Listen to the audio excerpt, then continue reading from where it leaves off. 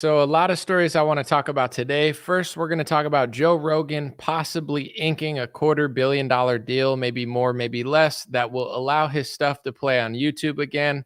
What it means, not just for him, but for the industry of podcasting and just talking about stuff. It's a huge new market that didn't exist a while ago. So, I want to talk about that. Second story is allegedly, apparently, according to the news, a QAnon believer beheaded their father over some sort of dispute. I'm going to talk about whether I think it's a real story or not. And it's hard to really tell when everyone acts like feds, whether it's a planted story or not, but we'll see.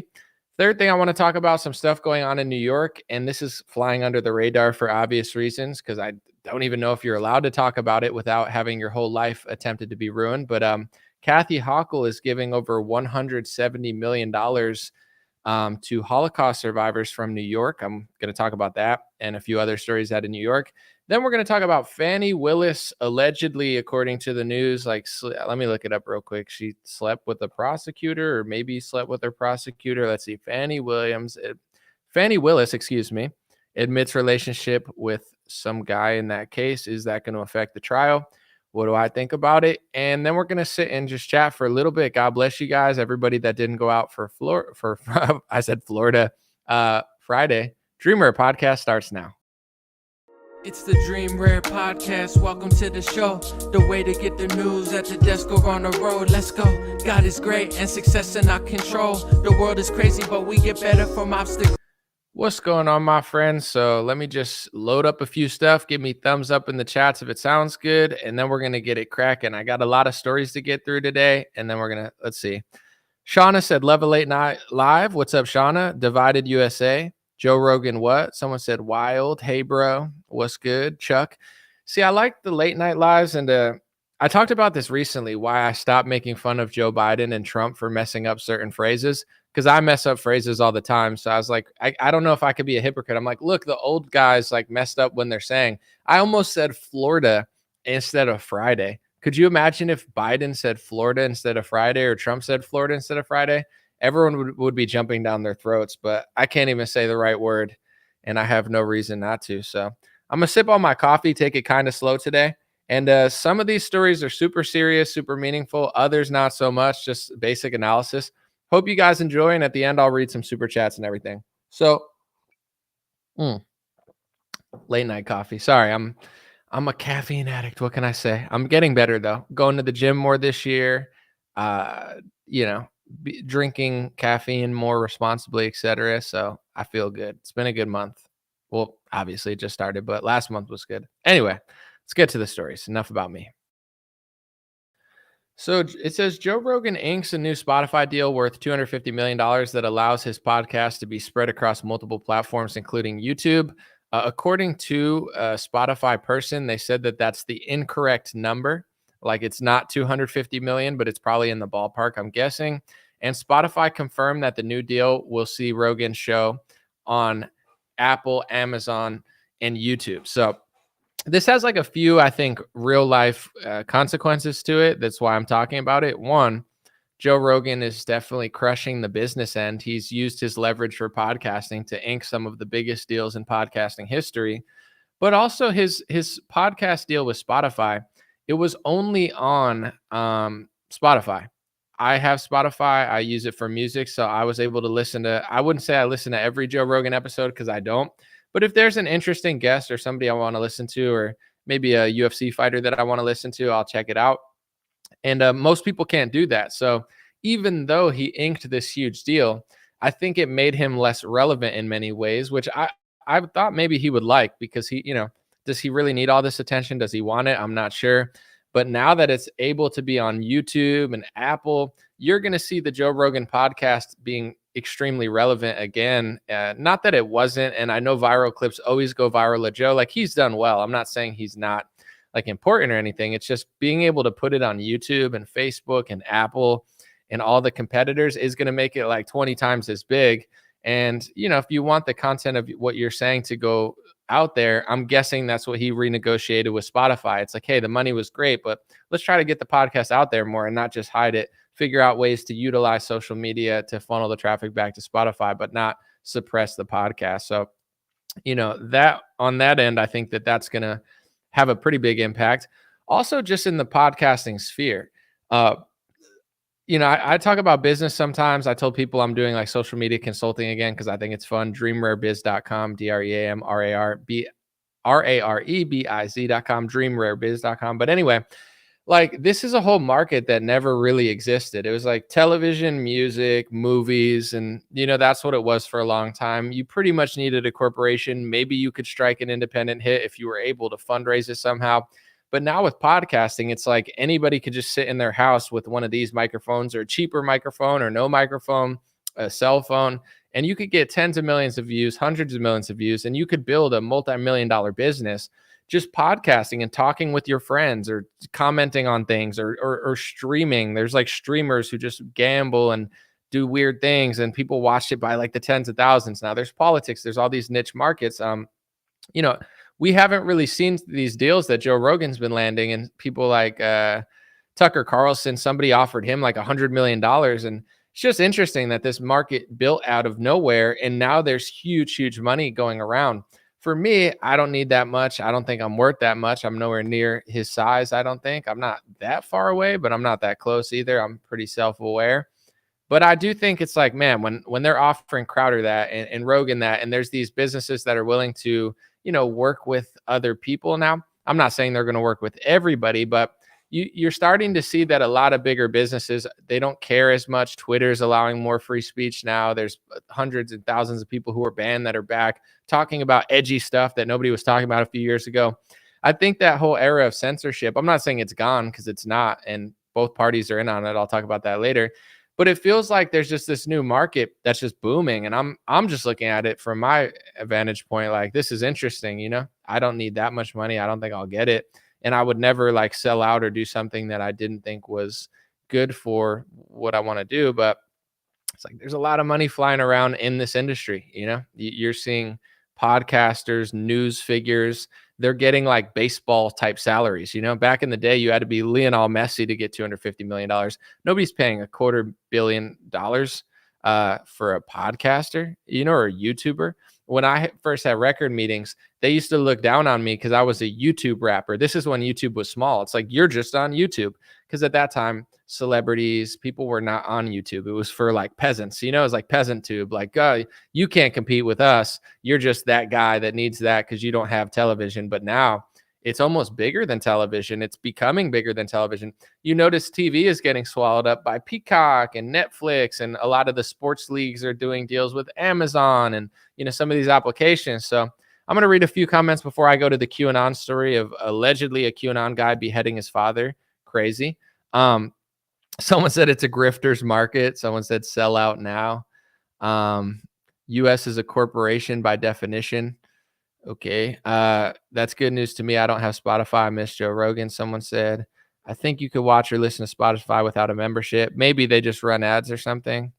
Late night anomaly. Side debate on flat earth. Should we go flat earth right now real quick? I'm just kidding. Respect that guy, but he's controlled opposition, I think. Yeah, I mean, to each their own. There's definitely moments where I disagree with Rogan. I actually got to meet him and talk to him in person. He seemed pretty cool, pretty nice guy to me. But, it is what it is. I guess I just wanted to talk about it. I think there's a huge splash and impact when it comes to the market of being able to create something. And I don't consider myself a victim. Like, I don't think, oh, I can't do anything because Joe Rogan does it, or, oh, they don't like me. It's like, whatever the path is for me or you or whoever, whether you're that type of person or not, maybe you'll never get that deal. Maybe you never sign that deal. The market of what we're doing, even if you do something slightly different, is astronomical. It's just growing and growing and growing. And I found it interesting enough to talk about. So I would say, why doesn't Spotify sign you? Yeah, I don't know. I mean, there's various reasons I could think of, but I could talk about why other people don't sign me. I think there's if you're at my size, you just got to keep growing and proving people wrong. Because I think my whole life I've always done that, but at this point, I've talked to not Spotify, but I've talked to other like conservative media outlets, and either they don't want to sign me because I talk about foreign policy and basically they're I'm not going to say controlled opposition, but their number one agenda is serving another country. So if you like America and you are like America first, they hate you. I know people don't think that, but it's true. And then others, I don't know. I can't really say it, but I'm inspired this year. I'm not playing the victim, and I'll figure out a way for whatever I want to do. I just wanted to talk about that. Let's get into the second story. This is pretty crazy. I don't know if this is true or not because it's hard to tell what's fake and real, because I do think people are this crazy, but at the same time, this is a sus story. I'm going to just read the whole story real quick, and then we'll get into like what I actually think about it. So according to New York Post, a QAnon believer was accused of beheading a federal employee dad, and he waged legal war against the government over student loans. That's not funny. That's insane. But it is like, what? Like, wait, what? A QAnon guy beheaded his dad who worked for the government. The crazed Pennsylvania son, charged with decapitating his dad and posting a video of it online, had previously published twisted songs and books about Satan, stalkers, and the corrupt presidential candidates, along with descriptions of killing his family and America's coming bloody revolution. Justin Moan, 33, was charged Wednesday with first-degree murder and abuse of a corpse after he was seen holding up a severed head of his dad, Michael Moan, 68, in a disgusting video posted late on Tuesday. His mom made the horrifying discovery of her husband's headless body with a large amount of blood around him, with his head then found in a plastic bag inside of a cooking pot. Cops also found a machete and a large kitchen knife along with a blood-soaked rubber glove, the doc said. Sheesh, it's pretty crazy. All right, I don't know how long it's going to take to load the last part, but I did include another part of that. Let's see. Moan called his video a call to arms for American patriots, a theme the QAnon-aligned conspiracy theorists repeatedly shared in a number of self-published books. One pamphlet titled America's Coming Bloody Revolution chillingly describes him killing his own family members, according to Newsweek. Before I say my opinion, what do you guys think? Do you think this was a real psycho Q guy, or do you think it's like a fake story? I'll just read some comments. Rusty James said fake. Clifford said Q people are insane. That is horrible. Joe said the glove didn't fit. Hey, if the glove didn't fit, you must have quit. Yeah. For sure. Too sensational, scare, fake, Q all day. Hogwash, psyop probably. Just a psycho. So it seems like it's pretty split, but more people think it's like fake. I've talked about this quite a few times on my podcast in various different like formats, but it's hard. This is why I have nothing to do with the QAnon movement or even the Trump movement. I'm not saying that Trump's you can't vote for him. Like, it's Trump versus Biden. Like, I get it. Like, people are going to vote for Trump because Biden sucks and he's a better candidate or whatever. But like, I just want nothing to do with these movements because I can't tell anymore who's a Fed and who just acts like a Fed. And if your whole movement acts like Feds and falls for Fed traps, it's like being friends with a bunch of gangbangers and they're getting shot all the time. And it's like, maybe I should get some new friends. That's how I feel about like the Trump Q stuff, where it's like, are they Feds? Are they crazy? Is that real? Is that a real story? Because it seems, in my opinion, kind of fake. Like, it seems almost like overly exaggerated. But also some of the Q people are like mentally deranged. Not all of them, but a lot of them. So it could be a Fed planted story to make everybody look bad, or they could do stuff that makes everyone look bad because they act like Feds and they act insane. During the lockdown, I remember that I was mentioning that people were losing their jobs and it was like, yo, the lockdown is affecting economy, and like people were hitting me up. I actually gave away, such a nice guy. Thank you. But no, I gave away thousands of dollars just because I had money at the time and I had like no output. In hindsight, I should get that money back. But I just felt bad for America, and I was trying to like play my part. I was like, listen, I got extra money. Like, I'm making a decent amount with my videos, and I don't really spend that much money at the time.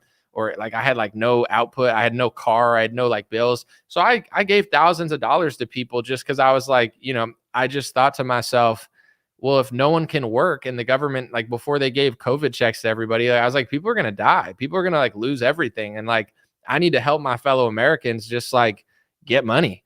And I was trying to explain to this Q guy, I don't even remember exactly who it was, but I was like, yo, this lockdown is bad.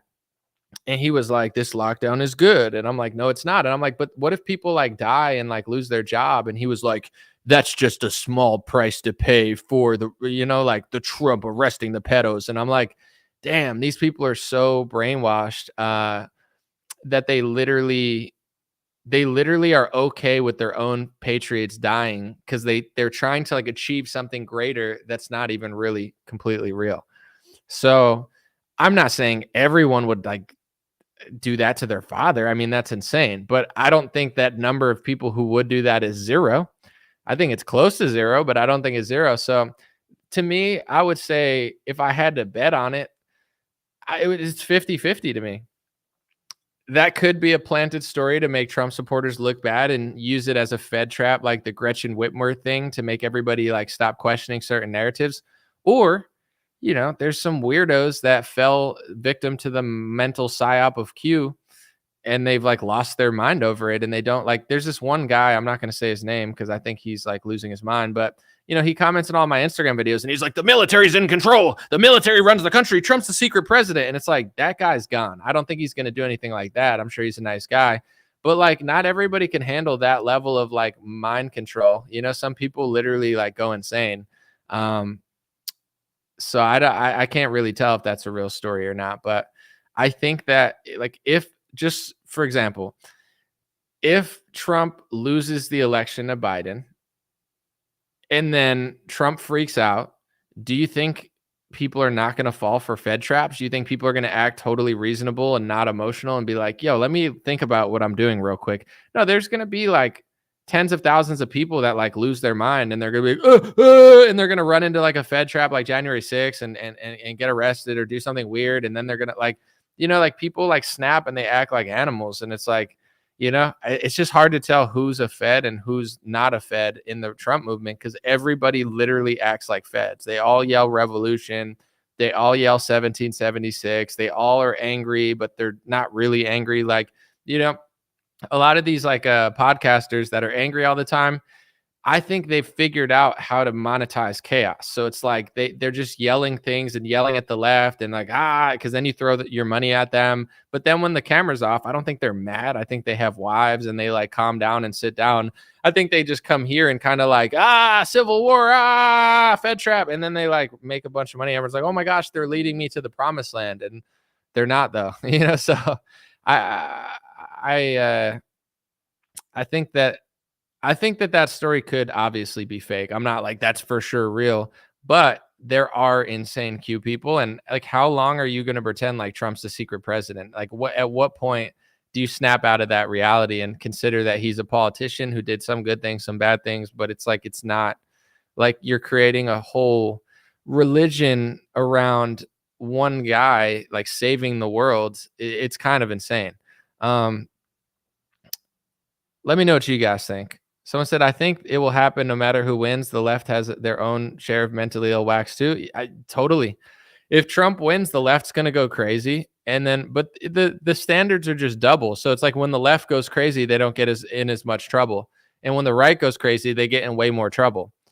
But that doesn't mean to go crazy. Like then they'll be like, but it's not fair. It's like, yeah, no, it's not fair. Why would you do illegal things? Well, I was mad and it's not fair. It's like, well, now you're rotting in prison and your family's never going to see you again because you thought Trump was Jesus Christ and you believed a message board that Lynn Wood was posting. Like, at a certain point, you got to take accountability and be like, no, it's not fair. But yeah, if Trump wins, I could see the left freaking out and crying and doing deranged things. Isn't that crazy that like an election, people are literally going nuts? I wouldn't say it's funny because it's not, but the not funny part about it is they're both like everybody's kind of controlled by the same people. It's not like Biden's really saving the country from Trump or like Trump's really saving the country from Biden. The truth is actually peaceful. I mean, it's not ideal because I think when you tell, like if someone has bought into Q, even if they're not like that guy, if that's even real, and they buy in so hard, if you challenge their narrative, like they freak out, like they just like can't handle it. Like when I talked about Trump and DeSantis to a lot of people, I'm not saying DeSantis is totally trustworthy. And I'm not saying Trump, but like I'm just analyzing the situation. Like DeSantis is better at this, this, and this. Trump is better at this, this, and this. If you say that this is selling out, this is selling out, and people spiraled at me. I mean, people that I've known for years, like they'll be like, "Did Bush tell you to say that?" Or like people freak out. Like even normal people that are not going to do stuff like this guy did. I don't know what it is, but with Trump, whether you're left wing or right wing, people can't critically think about anything. They just picked a side and they like spiral at the mere thought of like challenging an idea that they heard. It's very odd. I'll talk about it later because I have an Instagram reel I made that did not go over as well as I thought it would, but I'm not necessarily surprised. Let me know what you guys think. I got some other stories I want to talk about. Do you think this story is real? Do you think it's fake? Do you think it's just like a stage thing to make everybody look bad? Or do you think these kind of people just make everyone look bad because they literally act crazy? Like, I'm past the point where like I know that the left stages stuff. I know that they fake stories, but also a lot of people on the right are not good and they're crazy. Like not everybody, but like I know a lot of these influencers that you think are so great. They're not. I know that they're not. And you think that so it's like, they love the dynamic of just being like the left did this and the right did this. They're fueling, they're making a fortune off the chaos. Like you think they're trying to solve the problem, but it's like right wing Al Sharpton. Like if they solved the problem, they wouldn't have a career. They need a story. They need to piss off the left. They need to tweet about the left painting their nails, or like it's like drama. It's like low IQ slop drama that people just buy into. And it's just hard to tell like who knows what they're doing and who doesn't. So I'm past the point where I think everything's a staged story because a lot of it is, but there's also a lot of really interesting characters on the right that have legitimately lost their minds, just like people on the left have lost their minds. So what we try to do here is not lose our minds. That's the goal among many. A few stories I have out of New York real quick. And the last one is probably going to get me in a lot of trouble because you're not allowed to talk about this stuff like at all. But, I'm going to talk about it because it's a story and I'm not a coward. So here we go. First story I saw out of New York. New York father loses legal battle to stop his son, 8 years old, from taking puberty blockers to change gender. So a father lost a legal battle in New York and his son now will change genders at 8. So sad. New York Post also said New York City launches $53 million program to hand out prepaid credit cards to migrant families. So New York City is giving $53 million, I guess, of taxpayer money to give credit cards to migrant families. And Governor Kathy Hochul said New York has secured over $183 million in compensation for Holocaust victims and their heirs. Hate has no home in New York, and my administration is committed to uplifting survivors and their families while honoring the memory of the 6 million lives taken far too soon. So right before Black History Month, Kathy Hochul is giving reparations to family members of the Holocaust, which, if you paid attention in history class, America did not do it. It was Germany.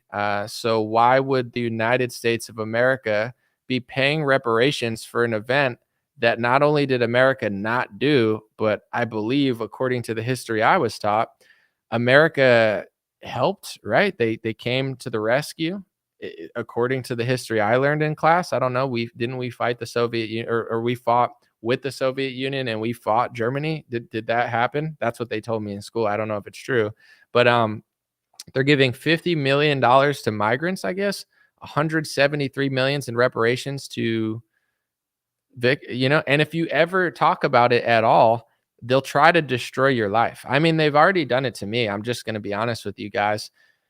Because I talk about Zionism and the relationship of America and Israel and the speech laws that they're passing through legislation, the press has tried to ruin my life. The left-wing press, the right-wing press, they've published my stuff. They've said I'm crazy. Like they're never going to let this go. Because I'm an honest American who likes this country, believes in God, and just tells the basic truth in a kind manner, they're going to spend the rest of their lives trying to ruin mine.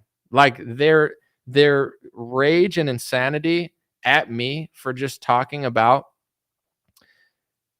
the speech laws passing in America, it's like they hate me forever because I mentioned it. Like you're not supposed to talk about it or something. I noticed Governor Kemp recently, he passed a bill to define anti-Semitism. It's the same one that Governor Youngkin passed when he went in office. It's Kemp did it in Georgia just now. DeSantis did it a few weeks ago. Trump did it through executive order. Every Republican is passing the same definition of anti-Semitism, which is not a definition. It's a list of 11 hate speech rules and laws making certain comments illegal, or they're trying to. They're on their way of turning America into what everything else is, where, you're not allowed to say certain things. You're not allowed to talk about banking and media or blood libel, or I don't even know, like, read the list of stuff that they're doing. And meanwhile, as that's happening, they're giving hundreds of millions of dollars in reparations to a tragedy that happened at the behest of another country that's not even the United States of America. And no one's going to talk about it. Trump's not going to talk about it. DeSantis isn't going to talk about it. Matt Gaetz is not going to talk about it. No one's going to talk about it. Do you know why? Because they're all puppets, in my opinion. They're all actors. They're all just there putting on a show for you, and you guys buy it. And you know what? Don't be mad or upset at anybody else. I'm not telling you to be angry or hateful, because you shouldn't. The only person that anyone should be upset at is yourself. Be upset that you're not able to understand what's going on, so you're getting played. And the people that claim that they're defending the First Amendment are actually actively selling it out, and no one seems to care because they're caught in this like false paradigm battle over left and right and red and blue. And that's the truth. And the American people and the conservative movement, you're not a victim. It's not the left. All this stuff that you've been fed for the last 4 years, it's not true. That's why you're so angry all the time, because you're like mad about the problem, but you don't even understand like why it's really happening. And then like you don't, it's like it's too much to handle. So then you just get like angry or whatever. It's like there's nothing to be angry about. It's like this is the Republican Party's in on it. Like they're not really even trying. It's like it's so obvious. They're nothing they say is actually true, and they're all passing hate speech laws into legislation, and they'll say nothing about a Democratic governor giving hundreds of millions of dollars for reparations for an event that happened in another country at the behest of another country. And American taxpayers and New York taxpayers are going to pay for it. Of course they are, because this is the one thing you're not allowed to talk about. Are you kidding me? Even saying this right now, if I had never talked about anything of this topic and I said this for the first time and I worked at Daily Wire or Blaze TV, do you understand? I probably wouldn't be allowed to work there. My career's over. They ruined my life. The press turns against me. They kick me out. They call me crazy. Like this is why I'm not in other places. And I don't care. I'm a self-made person. I have billions of views, millions of followers. I'm a good guy. I'm a nice guy. But you look around at these organizations and it's like, why isn't this? Why isn't that? Because it's a game to see who plays ball. If you play ball, you get there. If you don't play ball, they try to ruin your life. I just watched an interview recently of somebody that Jason Whitlock had on. And it's like he had to delete it off of YouTube. I told people about it yesterday. Go to yesterday's podcast if you want to hear about it. And the press went crazy on him. And it's like, what was said in that interview? I mean, some blunt stuff, some stuff that might have bothered you, some stuff that you could say is not true. I could really care less. But why are certain conversations allowed in conservative circles and certain ones aren't? Because it's a gate. It's like you could yell things as long as you're Charlie Kirk, but if you cross a certain line, you can't. You can't cross that line. And I think it's pretty clear what's going on. I think how this country works is pretty clear, like all the foreign wars and stuff. And if people can't get it at this point, like what, I don't know what. Maybe people are too dumb to get it, and dumb people get conquered and destroyed. So I'm not trying to be negative or anything, but if you look at certain civilizations of the past that aren't here, they must have made a lot of mistakes. And the truth is, with America, everybody wants this. And this is, at first, I think Trump inspired people, but now he's almost become like a Band-Aid where everybody just wants the country to be saved. They want what they want. They want this, they want that, but they're not willing, just like the left isn't willing to be honest about why things are happening. So it's like Trump has now become who was once the symbol of like America first, and I'm going to make America great again. Now, in my view, he's become a symbol of essentially like, I don't want to do the heavy lifting, so I'm just going to like worship this guy and assume that he's going to do it. And then if I ever get faced with evidence that he's not going to do it, I'm just going to spiral. And I've seen this like dozens of times where like people are so obsessed with it. And I make a point that they know is true. And then they spiral at me and say, well, we're screwed if Trump doesn't save my life. Like, that's a coward. Like, if you're a man and you think you're screwed because one guy's not going to do what he's not going to do, like, you're a coward. Like, you don't deserve a successful country. It's earned, it's not given. And I think COVID was a huge, I don't want to be too repetitive, so I want to get to the next story and talk about other stuff. But COVID was a huge sign of this. It's like, look how quickly everyone fell in line. Look how quickly everybody played along. What did the Republican Party do during COVID? They printed the money, they sold the vaccines, and they did nothing when it actually mattered, and they waited too long. Like, that's who they are. What Republicans did during COVID, it wasn't a mistake. Trump didn't make a mistake. That's who they are. They're professional losers. They do just enough to run you in circles, but they never do enough to fix the problem because they are the problem. They're in on the problem. And all of these people are either compromised by something that I'm not aware of, or just compromised by their own ego, or compromised by money, or compromised by, I would say, like, social connections. And when it comes to, I'm going to use pharmaceuticals as an example because I'm not allowed to use the example I really want to use, or else they'll try to ruin my life even more. But in general, it's like, think about the pharmaceutical industry. If you're giving billions of dollars in socialist taxpayer money to big pharma, and then they start scamming you with other stuff, and you're like, but I didn't want them to do that. But you gave them the money to do it. When you give an industry $18 billion of socialist money, and then you also buy their doses, which is billions of more in revenue, now they have $20+ billion to do whatever they want to you.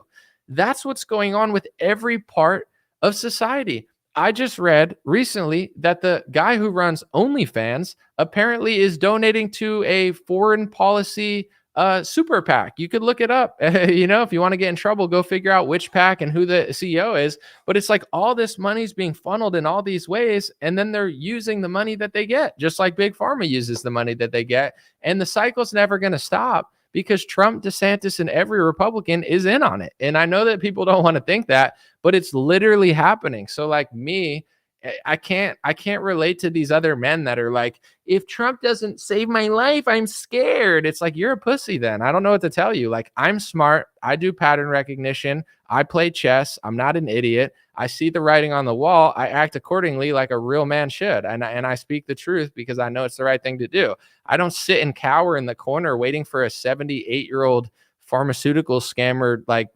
casino owner to like save my life. Like, that's embarrassing. So, in my view, the Republican Party is now just there to tell you that you deserve all these things. You deserve freedom. You deserve it. Like, they're basically just like a candy cane. Like, you deserve everything because you like us and donate to us while we use $70 million that you gave to us for our own legal fees. It's like, they're just telling you that, It's like this, like, soft, like, yeah, if you support us, and it's like, the truth is, no one wants to say this.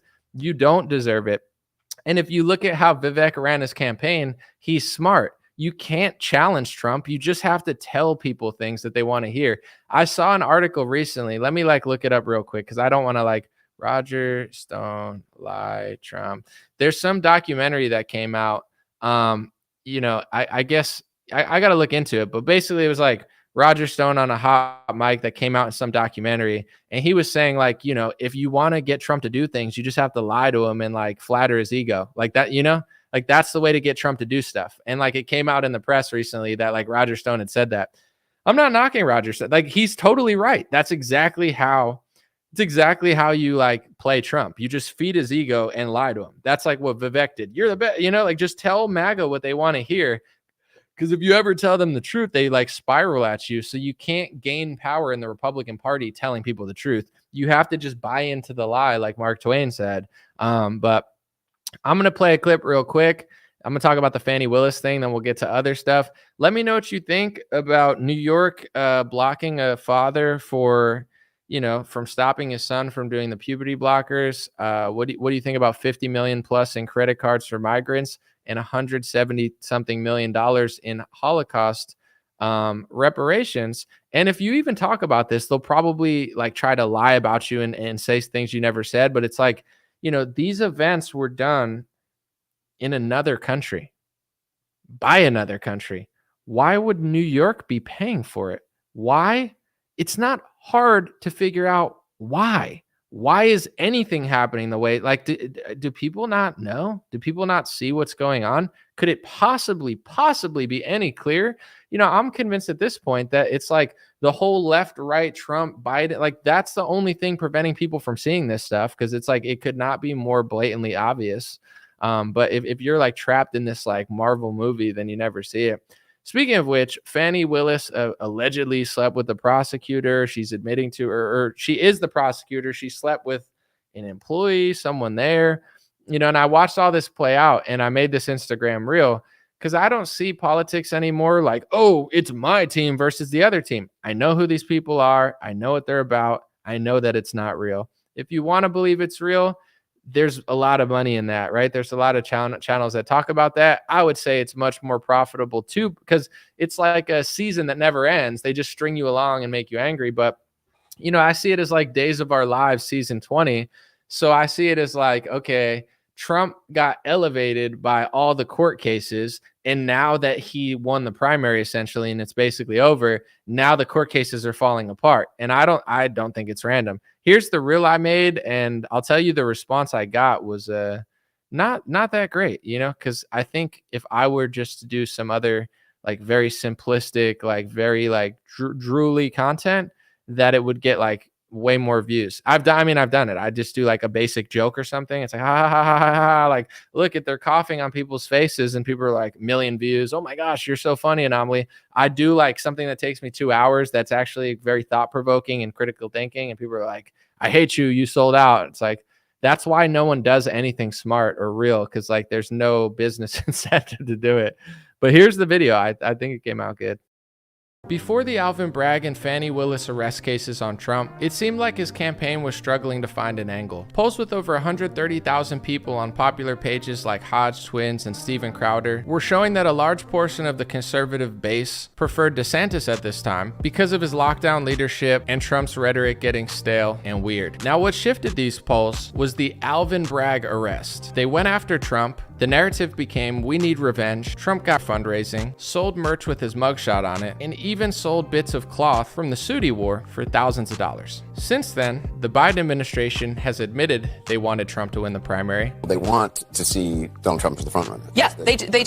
Donald Trump has remarkable, because Biden advisors have gone out and actually said that they want Donald Trump to be the GOP nominee because they feel the greatest level of confidence head to head with him. Trump has admitted the arrest cases helped his campaign, helped him fundraise, and helped him easily destroy the competition. Apparently used $50 million of campaign funds for his court cases last year, and now it seems like some of those cases are falling apart in court. I still think Biden sucks. I'm not saying DeSantis is amazing or fully trustworthy. I just personally view politics as theater. I don't think these things are random, and I think as long as people are talking about drama, they're never talking about things like the rate of income tax, the Federal Reserve, and the dual-party lockdown pharmaceutical bonanza that just happened that isn't even a top 5 campaign talking point for Biden or Trump. Let me know what you guys think.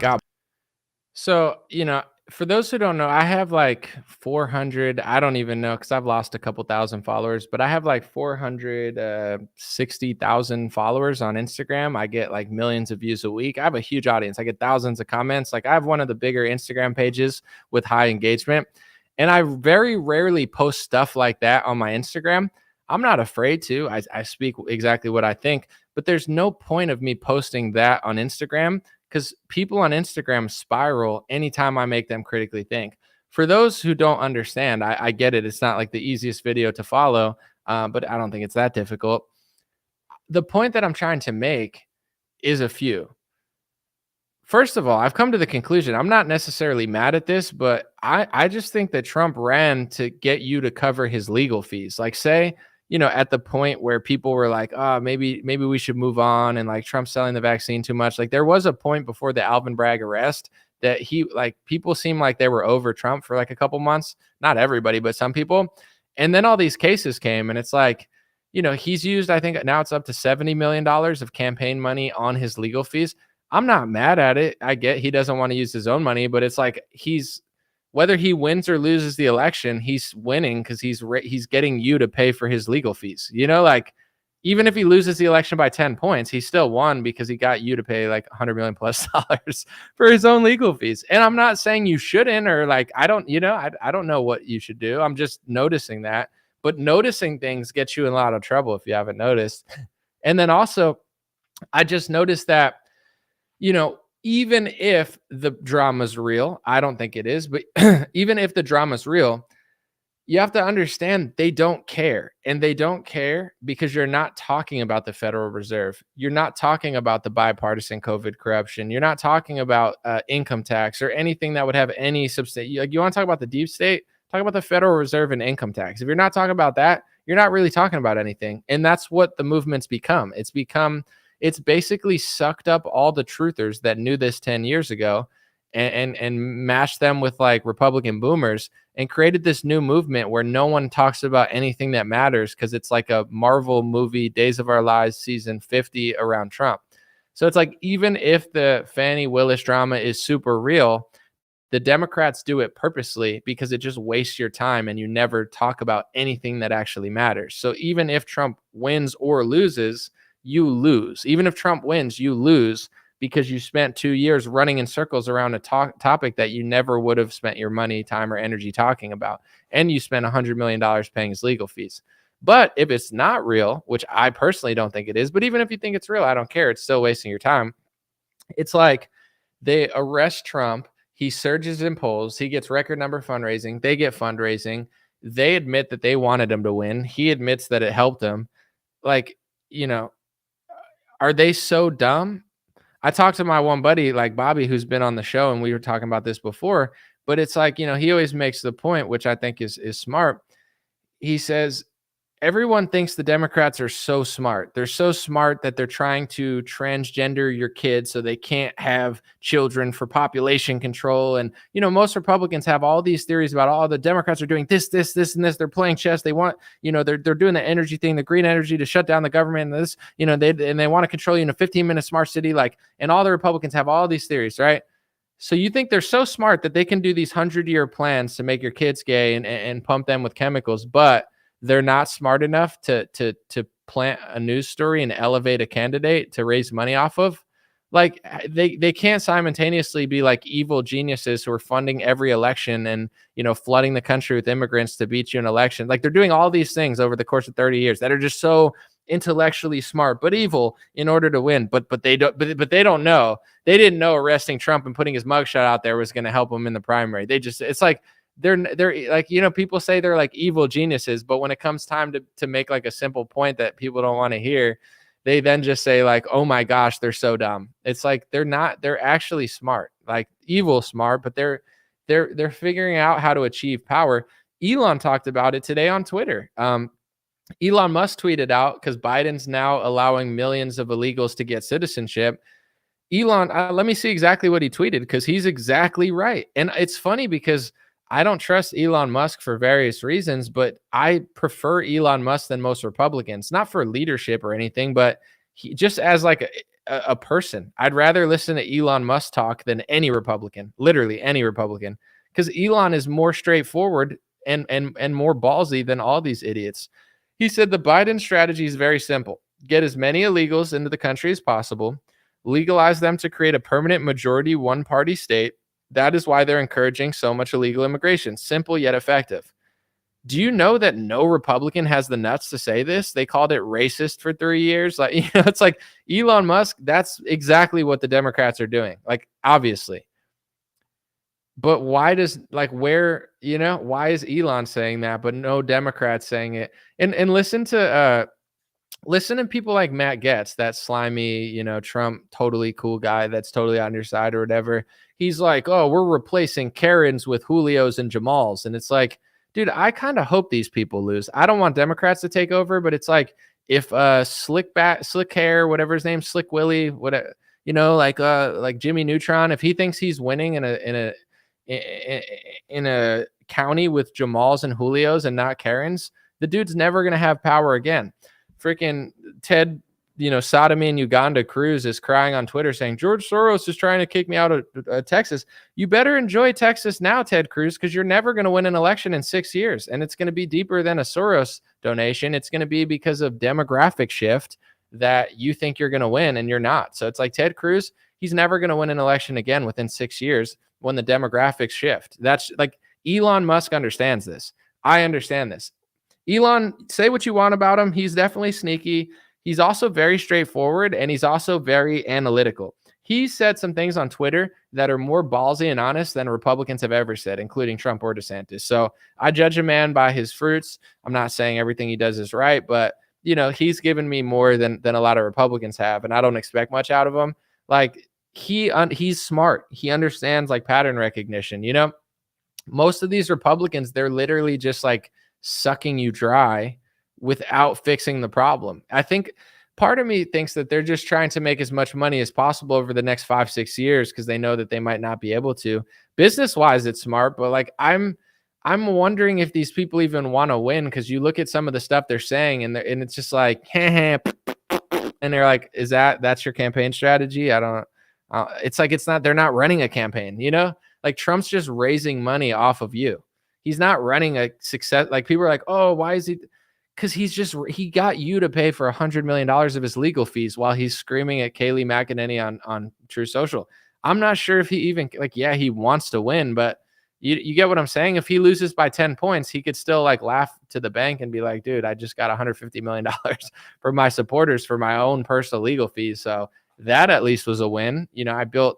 It's interesting, but let me know what you guys think. I think the Fani Willis, all this personal stuff, Russia collusion even, it's not that none of it's real. It's just that it's a thing. Trump versus Biden's a thing. Trump versus Fani Willis, Trump versus Alvin Bragg, Trump versus Russia collusion, left versus right, Dan Bongino versus the left, Jack Posobiec versus the left, like Tim Pool versus his non-existent hairline. Like all of these are just, these are proxy. Like, I'm not saying they're all horrible or anything. I like some of the people. I'm just saying like, these are all topics that don't actually get to the core of anything. So it's like a consistent, it's a consistent like, like, and the second that the screaming stops is the second that the money stops flowing. So I'm not sure who's actually trying to like figure out how to win over the next couple of years in the country. Because I know for a fact Tony Stump said a whole lot of TDS suffering.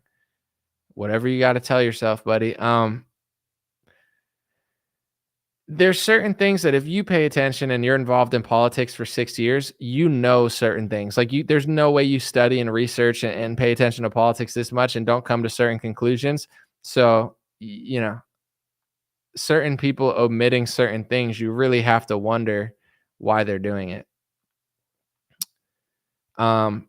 Dude, YouTube doesn't tell me when you're live or have new content. Well, you made it, so that's a good step. When I post a video like the one I just posted about Fani Willis and Trump, people will flock to my comments and say, "Who paid you? Who paid me to make a critically thinking video?" I wanted to say this, and I want to say this without being disrespectful, although it's probably going to be taken that way. I'm not trying to be a dick. I just want to be real. So I post this video, right? I don't care. I've posted videos that have gotten more views. I know if I make a simple video, it gets more views. Like if I would have posted, Fani Willis slept with her prosecutor. That's crazy. I mean, oh my gosh. Like, how are they going to charge Trump when she's corrupt? If I would have just done that, it would have gotten hundreds of thousands of views. But because I like analytically said, yes, this happened, but let me think of something more intelligent to say about it that's thought-provoking, it doesn't do well. And people accuse me of being sold out. I make that video. People don't respond necessarily well. Someone said your TDS is real. This guy's spiraling in the comment section. I go on my Facebook, right? And I'm not going to say who. There's a lot of people this could be, and I don't want to name names because I don't hate this person. I don't dislike them. I'm just making an observation. One video on my feed has 50,000 views, and it's a homosexual Trump supporter just yelling like a girl, being like, oh my gosh, this person hates Trump with like a lisp. And that's like conservatives like that. It's like a man pretending to be a woman. And that's what like conservatives are like, I hate when liberals pretend to be women. It's like, then why do you support all these accounts of like gay guys literally just acting like women, yelling Trump, Trump, Trump? Because like that's the boomer slop that people like. Like if I just sat here and just acted super gay and was like, oh my gosh, Trump, oh my gosh, like it would get like 50,000 views. Like, oh my gosh, this celebrity said something bad. It's like, that's like that's what people want. Like not everybody, but it's like, I know for a fact that if I did that, it would do well. And people are like, you're a real patriot. But I say something intellectual and they're like, you have derangement syndrome. I'm going to go listen to this guy who tells me what I want to hear. And it's like, the movement is so stupid now. It's like, you know, one of the most famous people is someone who named himself after literal cat shit. And his if you follow his Twitter, it'll turn your brain into cat shit. And that's like, that's what people want. It's just so bizarre.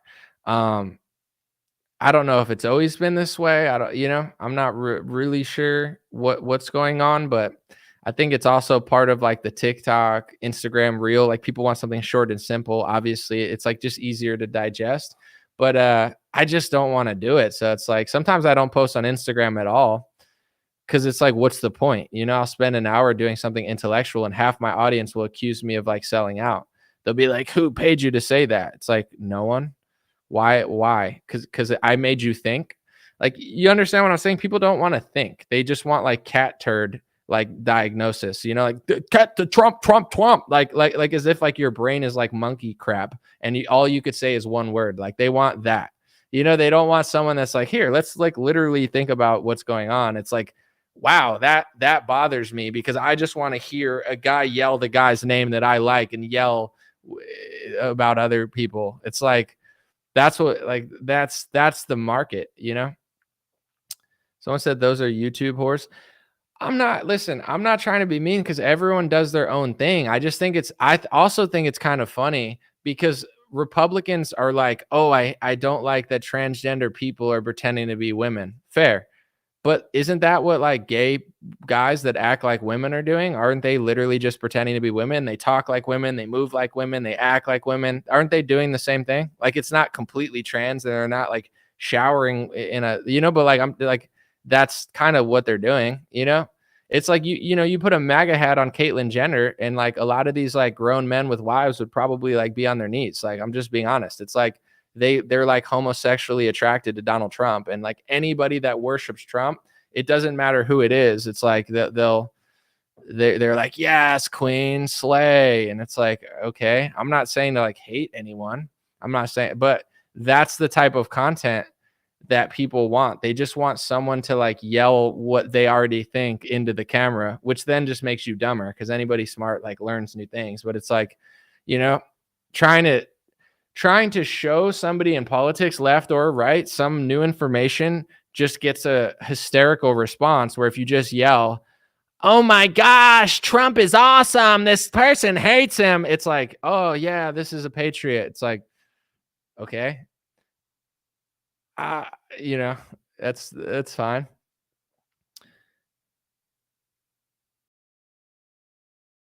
What's my thoughts on the Iran situation?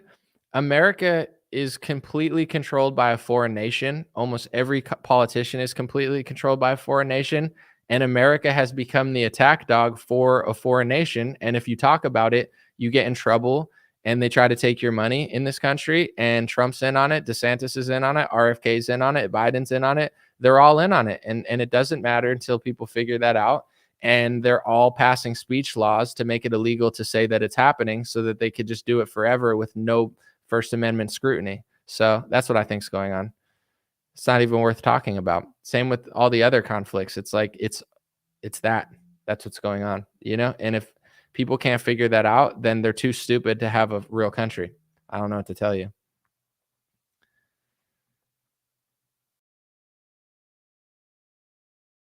And it's hard to have like certain conversations. I wanted to talk about the black pilot thing because that was like controversial too.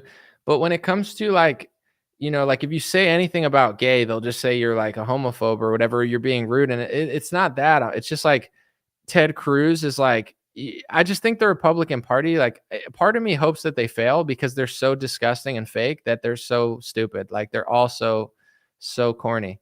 But it's like Ted Cruz is this conservative patriot that's mad at like liberals. But then when Uganda, they're trying to ban the slippery slope and not let their country fall to like homosexual degeneracy. And I'm not here to say what they're doing is right. I'm not Ugandan. It's not my business what their politics do. All I know is my country is weird and nobody really likes it that much anymore. when it comes to like our culture. So my job is to make my culture righteous again and cool and awesome. And then I could maybe, you know, comment on other things. But Ted Cruz cries about how gay and degenerate and like, you know, trans and whatever everything's getting. But then he wants to basically go to Uganda and turn it into San Francisco. Like that's the Republican Party. They want to go to the Middle East and Africa and make it San Francisco. That should be the Republican Party. That's their real. They're not making America great again. They work for a foreign nation and they want to run around the world and spread homosexuality to like Africans and like Muslims. Like that's literally what they're doing, and printing money and working for the pharmaceutical industry.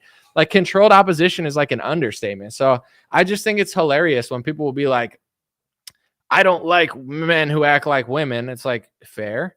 But here's this guy that says what I want him to say that acts like that. It's like, so, okay. Like, so you did, it's just like funny to me. VBDC said it's YouTube trying to teach you. Oh, it's scary trying to teach you the lies of the politician. They red and blue like the policeman from Fundemic by Anomaly featuring VBDC featuring Anomaly.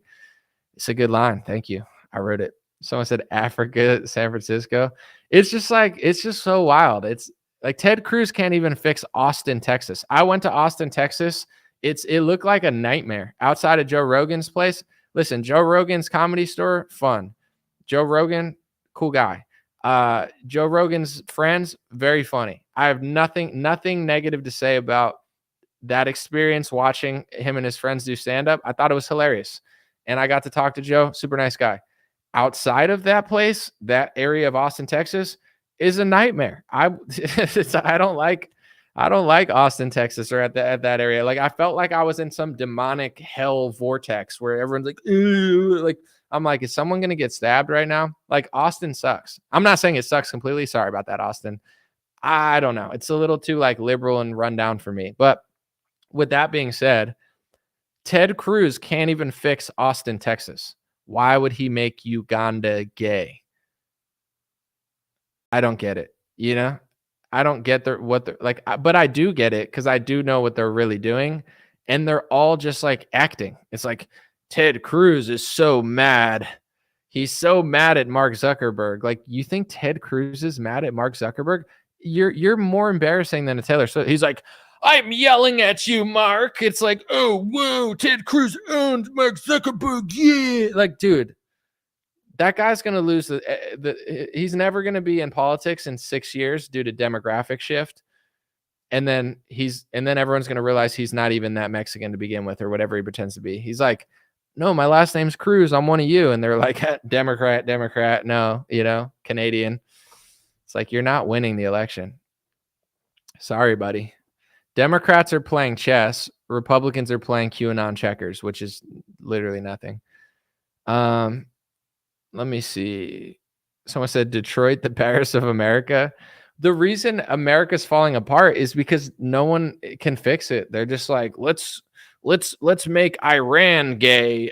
Can you believe Iran's not gay? Can you believe Iran doesn't let women do things? And then like under the next breath, Republicans are like, I don't want a woman pilot. It's like, so you don't want feminism destroying America, but you want to bring feminism to Iran? You don't like where feminism is in America and LGBTQ plus XYZ Justin Trudeau ZZZQ plus. And you don't like where it is in America, but you want to bring it to Uganda? Like, America is like a demonic, degenerate hellhole that like we're trying to like export our filth to the rest of the world and pretend like we're awesome. And I'm not saying we're that bad. Like, there's a lot of great stuff in America, but our foreign policy is just trying to make everyone gay. And then it's like, that's what Republicans want too. They just want like someone like pretending to be a woman yelling Trump, like Trump. It's like, okay, sure. Yeah. That's totally patriotic. Yeah. It's like, and then there's like QAnon people like, you don't understand, Anomaly. Donald Trump lives inside a spaceship. You can't see it because you didn't read the Space Force fine print. Look, zoom in. No, zoom in more. Flip it around. Add a Q to it. Put a bunch of Qs. Do you see it? It's because it's not there. It's in my head because I read the message board. Trump is the leader of the Corporation of America. He's running the country right now. Joe Biden is just a meat suit. He's JFK Jr. in disguise. You'll understand one day. Okay, whatever you guys say. Yeah. Oh yeah, the left is crazy, right, guys? It's just the left. Did I watch Brett Weinstein and Tucker? No, and I'm not going to. And I'm not being a dick. But all I need to know is Brett Weinstein retweeting something where they're like, you know why America's being flooded with illegals? Because of China. It's the Chi-Coms, guys. It's the Chi-Coms invading. It's like, dude, it's controlled op slop. Brett Weinstein, nice guy. Tucker Carlson, fascinating guy. I don't need to listen to controlled op slop telling me that China is the reason there's no other group, right, that could possibly be behind mass immigration in America, right? It's the Chi-Coms. It's like, that's like the dumbest, like, like, of course Brett Weinstein's going to say that. Of course Tucker Carlson's going to say that, because there's other things that they can't say. Like, they can't notice which organizations and which groups are funding it, fueling it, providing the press that's pushing it. Like, it's like Republican media is so dumb. And I'm not being a dick, because I think Brett Weinstein's a nice guy, but it's like, there's nothing that guy can tell me that I don't already know. And it's basically like, he's like a, thrift store controlled op anomaly. Like, he was wrong for half of the COVID pandemic, and now he gets to parade around Republican media. Do you know that, I don't know if it was Brett or Eric, I think he has a brother, but like, I saw Dave Rubin live one time, and he had one of the Weinstein brothers on the stage talking about climate change. And I raised my hand and I asked a question. I was like, there's volcanoes under the ice glaciers. Is there any chance that they're melting because of that? And he's like, oh, I never thought of that. It's like, of course you didn't. But why is Dave Rubin putting a liberal on stage? I wonder why. I wonder what Dave Rubin cares about more than politics. I guess you can't say, can you? It's like, it's all so obvious to me. So it's like, Brett Weinstein's like the dollar store anomaly that comes in and says it's the Chi-Coms. And he's like, I used to wear a mask and then I woke up. It's like, there's nothing he can tell me that I don't already know. I'll get dumber and faker if I listen to Tucker Carlson and Brett Weinstein. It's not China that's the reason America has an open border policy. China's doing a lot of stuff. It's not that though. I mean, there is a fentanyl connection to China, but it's all just like so dumb. And then all these like blowhard Republicans go to like Zuckerberg and they're like, oh, China. And it's like, there's a different country you could talk about that's now you're just going to say China. And they say like, do you do this with China? Do you do that with China? It's like, does America do business with China every single day? Like, is America buying billions of products from China?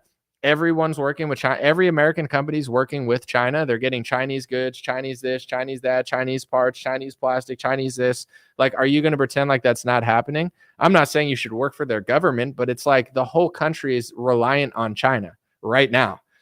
And that's just happening. I'm not saying it's good, but it is happening. Like, and then they act like it's some bombshell. They're like, he's working with a Chinese company. So are you. So are 50 people around you, because America fuels off of like cheap Chinese parts at the moment. In order to fix that, we can build more, create more, or find better allies or something. But for now, like, that's just kind of like how it works. But they just, everything's made in China. But like, they act like it's some huge bombshell when they're like, did you work with this? And it's like, does Amazon run off China? Does everything does.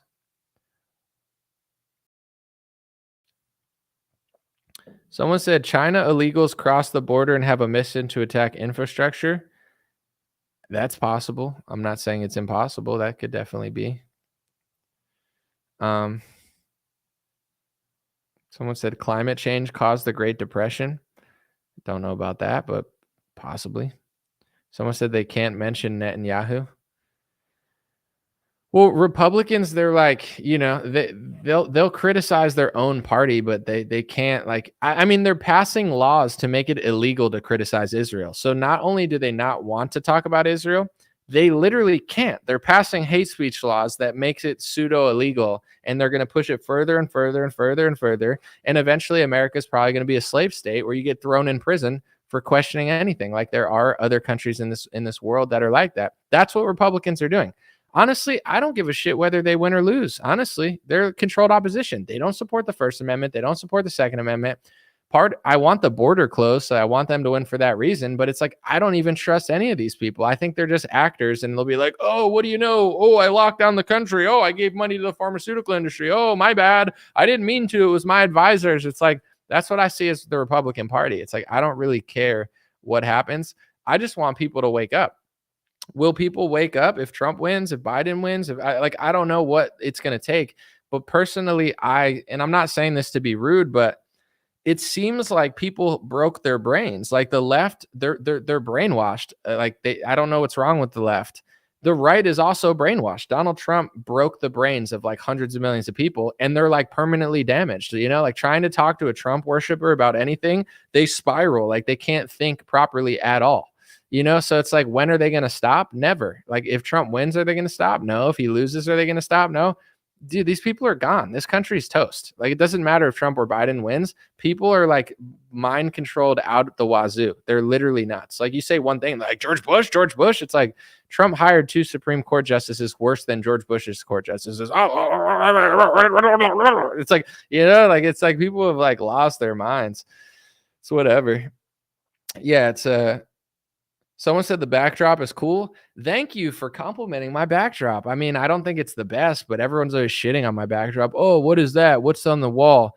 It's finally a nice compliment. That, you know, I thank you. What can I say? I'm an interior designer. You know what I'm saying? Let me I'm just kidding. I think my ratio on my backdrop is like 99-1. 99% of people are like, it's trash, it looks terrible, the lighting sucks, like you suck. I think that's the only compliment I've ever gotten on my backdrop. Literally. Thank you. Someone said Christians need to form their own voting bloc. They should, but they're like obsessed with like a vaccine salesman who likes abortions, and then you have like John Voight. He's like, Trump is like Jesus. Vote for Trump. Who is a vote for Jesus? And people are like, ooh, it's like, that's like satanic. You know, at this point, like, it's like Antichrist. Like the right wing is like Antichrist. So is the left wing, but it's like saying Trump is like Jesus, like John Voight. Like that's the new movement. It's just like so weird. Everyone's so weird to me now, but it's actually stupid what I'm like business wise. It's really dumb what I'm doing right now. It's smarter to just lie. Like I want to find, if I can find the Roger Stone article, because like I agree with what he said. Let me see, documentary, because like this is what Vivek is doing. This is what, let me see, I'm trying to find it.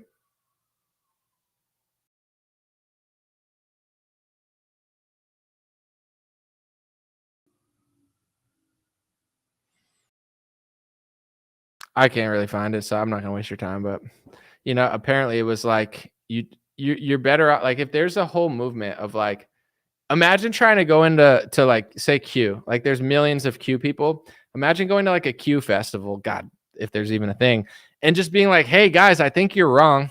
I don't think Trump's the president right now, or like I don't think the lockdowns are good, or I don't think this is happening.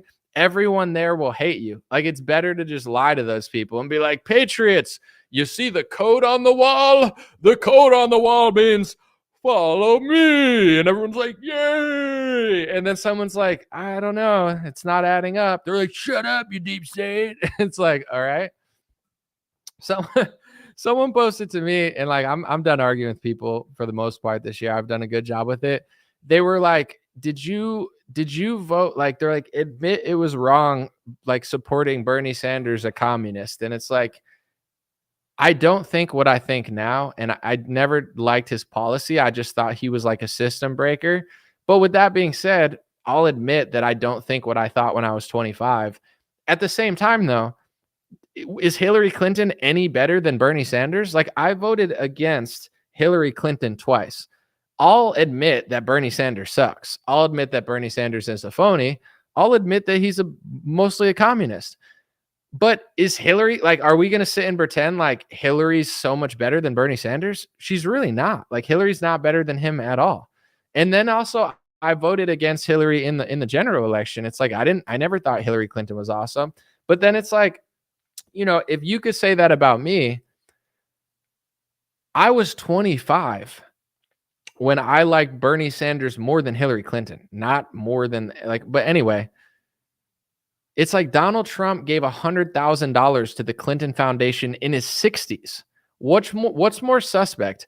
A 25-year-old who doesn't even have health insurance yet voting for Bernie Sanders over Hillary Clinton, or a 60-year-old billionaire who gave money to Hillary, gave $100,000 to the Clinton Foundation in his 60s.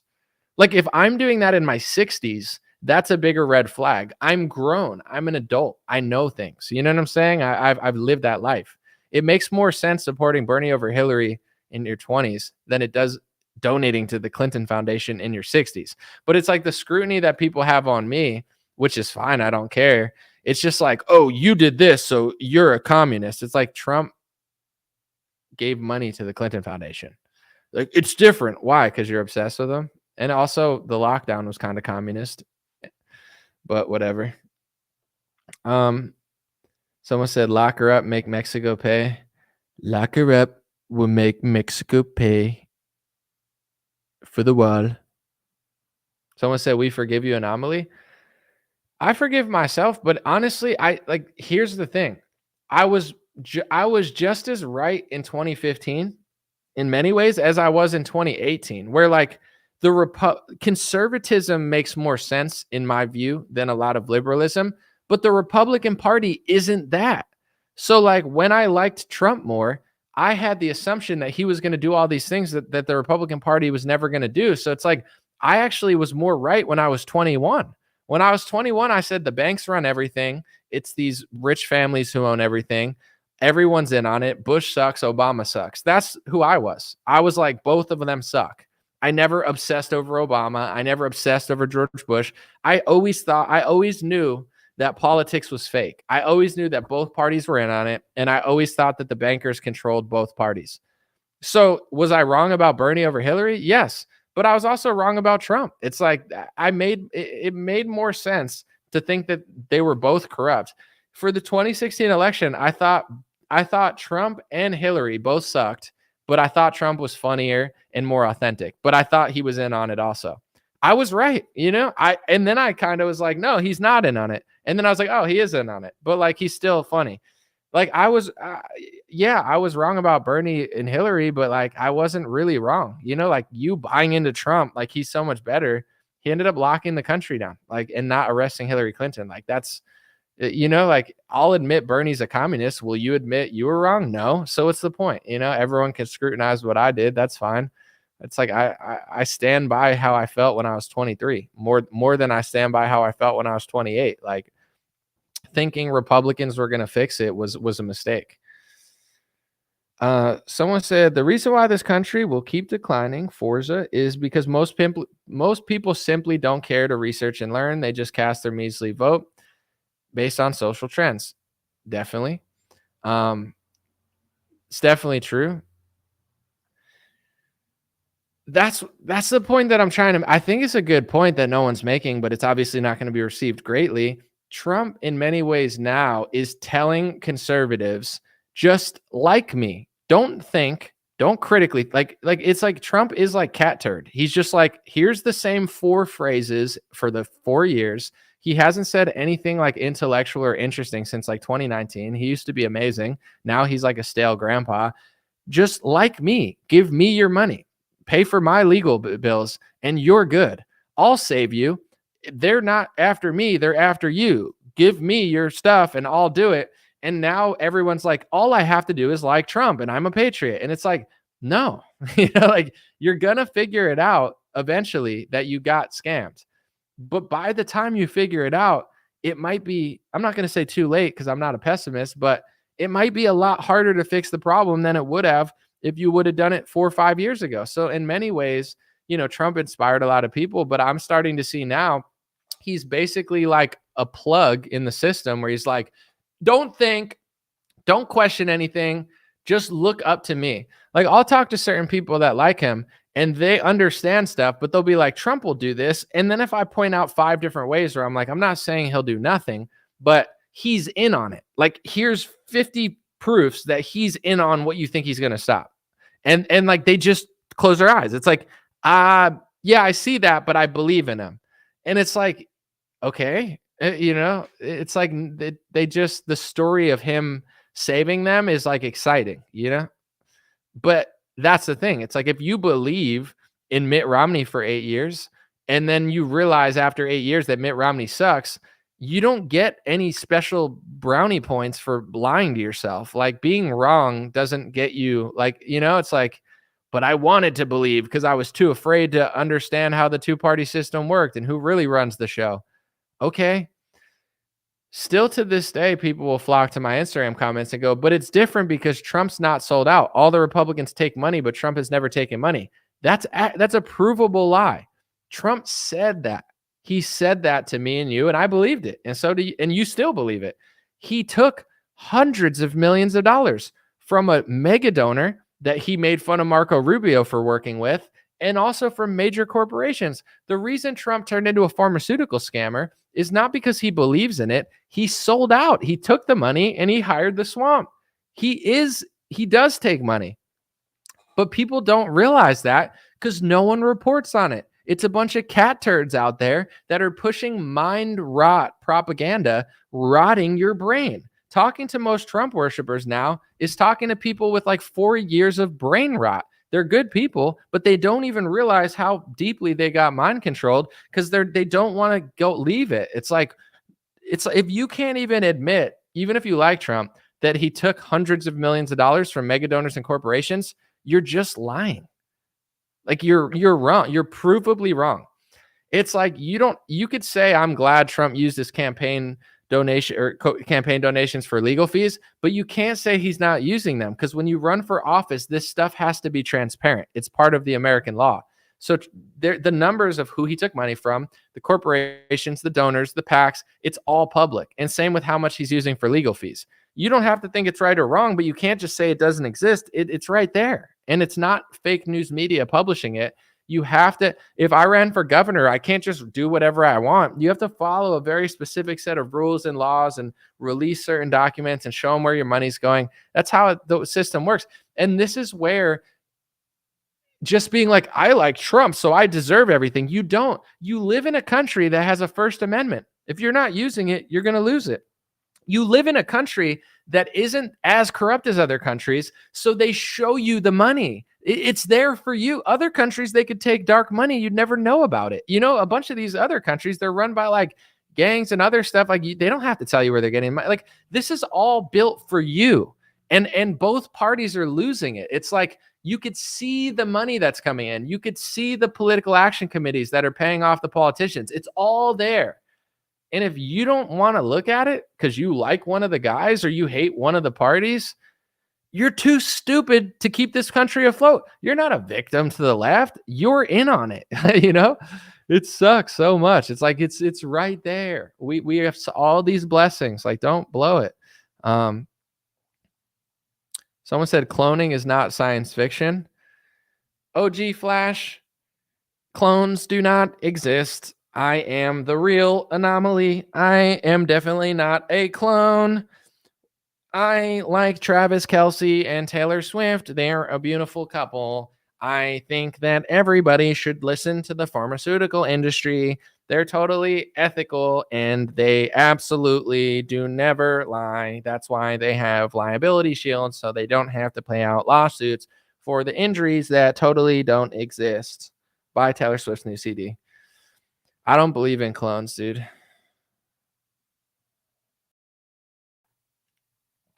Someone said, explain Boba Fett then. It's a fat alien. I don't know. Obese alien that eats too much and doesn't work out enough. Explain Jar Jar Binks then, you bigot.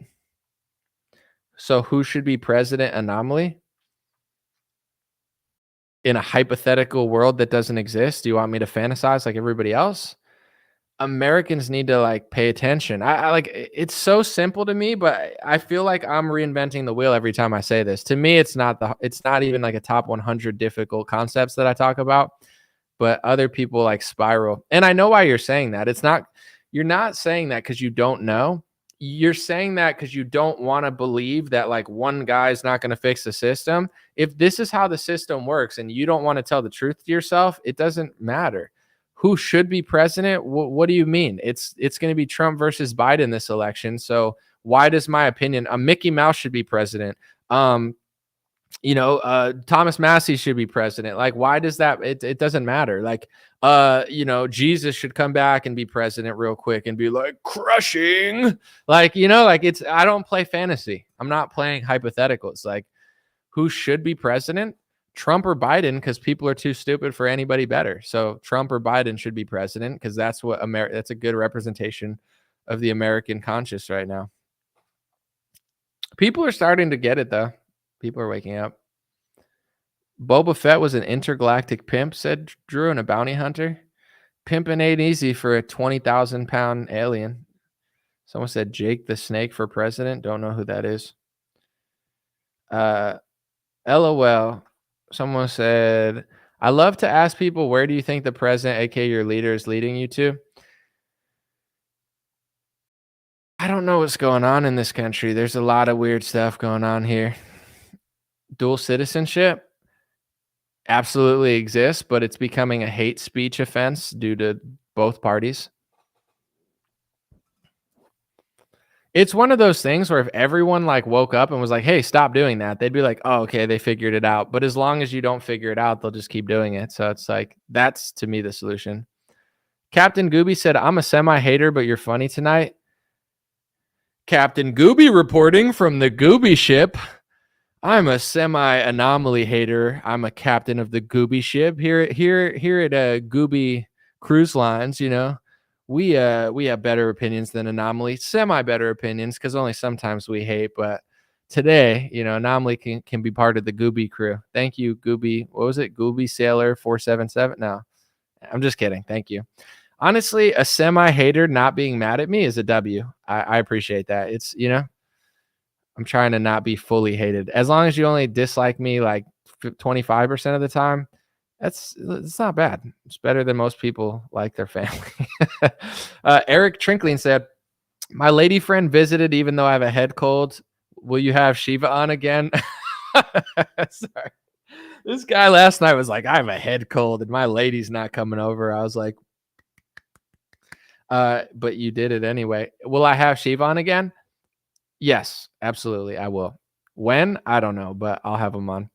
His Twitter, he's going off. He's just calling everybody Zionists and like saying they suck blank. And he's calling Bobby Kennedy Booby Kennedy. It's pretty funny. I'm not going to lie. Twitter's fun now that Elon Musk lets people talk shit. Like, it's pretty funny again. Some people see that and they're like, oh my gosh, that's hate speech. And I'm like, that's comedy. We have a different threshold. Like, if you go to a comedy store, it's all hate speech technically, but it's all really funny. It's like, it depends how you see things. VBDC said Rechtenwald is the best libertarian candidate since Ron Paul, and he's going to get less attention than Johnson and Jorgensen. Dude, what's the Jorgensen's lady name? Schmorgan Jorgensen? Hold on, let me look her name up. LP Jorgensen. I forget her first name. Oh, Joe Jorgensen. Yeah, she sucks. She was like crying over like BLM. She's like, BLM, I'm an ally. It's like cringe. Very cringe. Anyway, I wanted to get in more trouble today because I feel like I didn't get in enough trouble. So let's talk about black and female pilots. Can I play the Jesse Lee Peterson video about it? He was like, I had a pilot. She was a black woman. And I said, what the? That video is so funny. I shared it on Twitter. But Jesse Lee Peterson complaining about his black pilot. But apparently, I haven't heard the full video. Charlie Kirk was complaining. Should I upload it or no? It's too late. I don't know. I guess he was saying that he wouldn't trust a black pilot because of DEI. Do you notice how they changed the names of everything? First, it's like woke. First, woke means good. Then it means bad. Thank you, Randy Mitchell, for the super chat. Then what did they call DEI before DEI? I swear it was just something like 6 months ago. And then everyone like, what was it called? Critical race theory or something? Now it's DEI. They got a name for everything. Whatever. And like Charlie Kirk came out and was like, I can't trust my black pilot because if he's black, I don't know that he really got the job based on real things. And then he got it because he's the DI. And then like I saw a lot of like black conservatives like Charlie Kirk, you done crossed the line. I'm not even being sarcastic or stereotypical. Like I literally saw that in my feed. I saw some black women that were like Charlie, you done crossed the line. You done did it this time. You're one of them white boys. And I'm like, oh, Charlie's making his ladies upset out here, And then a lot of people made videos saying I'm distancing myself from Turning Point because Charlie hates black people or something. And I was just sitting here trying to be the I was trying to be, what is it, the Kermit the Frog meme where he's just like, that's me. People were like, do you want a black pilot? Do you want a woman pilot? I'm like,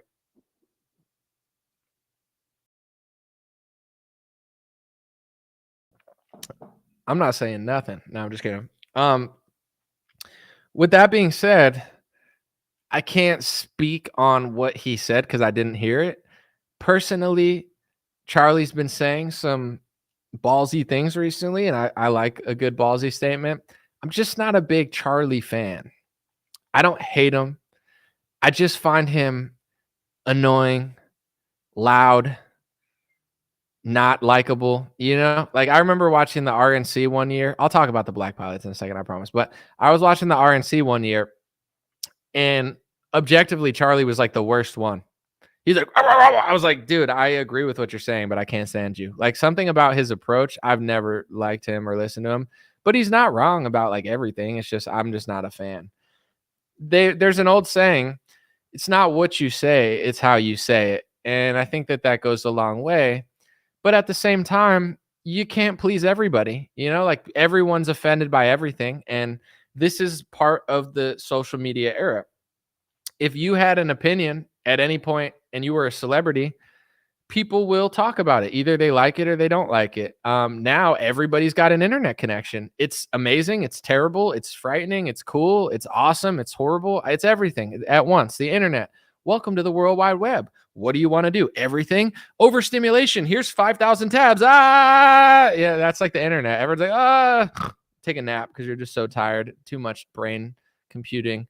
So now everyone has an opinion. So it's impossible to not offend people.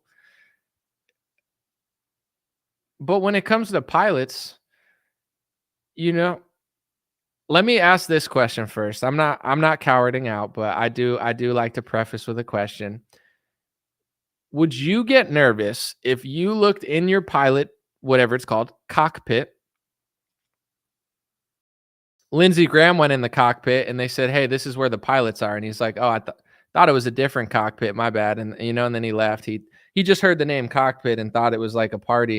And they're like, dude, no, this is where the pilots go. And Lindsey Graham was like, my bad. I just wanted to go and start a war with Iran. I didn't realize it wasn't what I thought it was. Anyway, jokes aside, if you think that was funny, please laugh. Please laugh.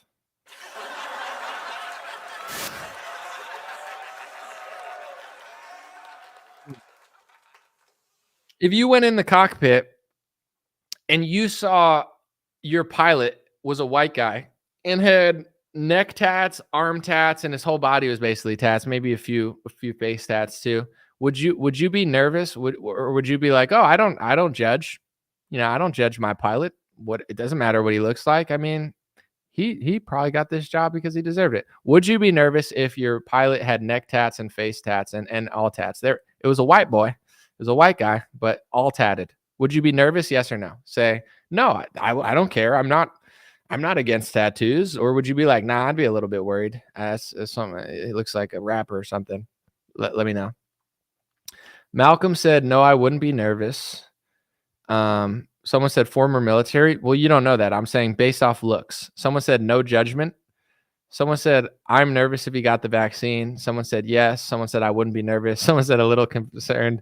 No degenerate pilots, no vaccinated pilots, no. What if your surgeon looked like that? As long as he isn't covered in blood, no.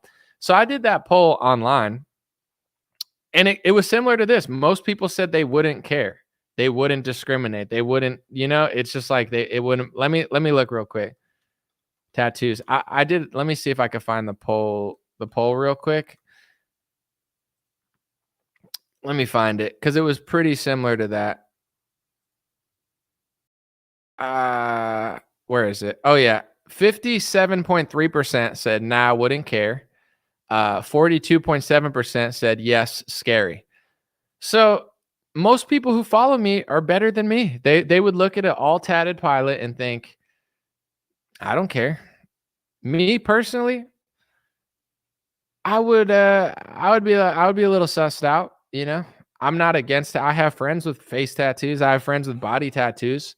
It's a bold move, You get a face tattoo. It's like you got to really crush, or else life's going to be tough. I like the idea of like, let me get some face tats. Either I'm gonna be a successful musician, or it's going to be really rough for me out here. But I absolutely would be like, nah, I don't mind if like my favorite rock star has a face tat, but I don't know that I'd want my doctor. You're telling me you wouldn't go into a surgery and he has a face tat? He's like, what's up? They're like, hey, I'm your doctor. I'm like, are you sure you're not a SoundCloud rapper? I rap. I have friends with tats. I'm just saying, I wouldn't want a pilot. I would be sussed out by a pilot with a tattoo. If the pilot were a black dude, I would want to take a look at him. If he looked like someone's dad, I'd be like, all right, this guy knows what he's doing. But if he looked crazy, I don't know, maybe not. Usually pilots have like a look to them. They look like they're from Utah. They look like they have a handlebar mustache. They just look like a guy that you never see anywhere except for in a cockpit. And you're just like, like everybody naturally kind of has like a feeling about some stuff. They're like, but if my pilot looked like David Dorn or the guy from Family Matters, I'd be like, oh, this guy knows what he's doing. That's just me personally. I'm not saying it's right, but life is not right. With that being said, I've seen what United's doing, and they are pushing certain DEI policies. So I understand why people would be skeptical. And there's a chance that, how people talked about it was a little like harshly, where I think compassion and thoughtfulness goes a long way, where if you say, I know not every pilot like that is I'm not saying no one can fly besides white people, but it's just now that they're doing DEI, it's hard to tell who got the job based on merit and who didn't get the job based on merit. I understand that, but I guess, maybe they didn't say it that way. Maybe they said it bluntly and people got upset. Maybe people get upset anyway. I'm not really sure. Someone said, why such a downer? Is this a downer conversation? I can't even not talk. Like I talk about Trump, people cry. I literally just talk about pilots, people cry. It's like, is this really that negative of a conversation? I thought it was kind of funny, but it's like, okay, are you all right there? What do you want? Hey, is that better? Are you happy now? Can we get back to the conversation? I don't know. I probably shouldn't even talk about this topic because it's like I don't believe in feminism. I'm not saying women can't do stuff, but like I do like why are the top 100 chess players male chess players? Why? It's open to anyone. Anyone could play chess. Why are the top 100 men? Is it because women are bad at chess? I mean, Bobby Fischer said that and people cried about it. That's a funny clip. Look it up. It's just like, why are men better at NASCAR on average? Why are why are men better at shot put on average? There's certain pros and cons to both genders on average. And it's like, the best woman could beat most men in chess. The best woman could beat most men on earth, but the best woman can't beat the top 100 best men most of the time. Why is that? I don't know. Is it sexism? Are you bad for noticing that? Like most people will tell you not to think about it, but I personally believe that, I don't know, there's a reason for everything. So if women are not as good at chess as men, there's some sort of pattern recognition, logical puzzle building skill that on average men do better than women on average. It's not saying women can't be better than men. it doesn't mean if you're a man that you get to brag about it. Like, you're not Bobby Fischer, you're not Kasparov. It's not like you're like, oh, I'm a man, I'm better than you. It's like, you're still not good. Like, I'm not saying this so all men could be like, yeah, we're better. It's like, on average at some things, like that's just a basic pattern recognition. So why are men on average better at NASCAR than women? Why would that translate to a pilot? Probably would. So what to do? I don't know. Does that mean a woman can't do it? No, I'm sure there are women who are better pilots than men, but I would guess if you lined up the best 100 pilots in the world of every race, ethnicity, and gender, I would assume that most of them were men. What does that mean? I don't know. You figure it out. It's not saying men are awesome and women are terrible. It's just the reality of the situation. And I think that bothers people nowadays, And it's like a lot of pilots in America are white. I don't know, like, are pilots in the Middle East white? Does anybody know? Maybe like there's a pilot in the comment section. I know most pilots in America are white and men. But like in like Saudi Arabia, are they all white, or are they like Middle Eastern? Like in Africa, are they all white or are they black? Like, can someone try to tell me this? I'm not, should I Google it? Can you Google that? In order to have a real opinion about this stuff, I have to know more information. So I'm actually making sense. Like, someone said probably East Asian. No. Someone said women are better at noticing and women are good at watching like murder mysteries and figuring out who did like a crime, like women are good at being feds. No, I'm just kidding. But let me see. What about poker players? Women play that. Women do a lot of amazing things. It's just like, on average in poker, I think men win more than women, but also men play more than women. And then you have to ask yourself, like, you got to go Jordan Peterson on it.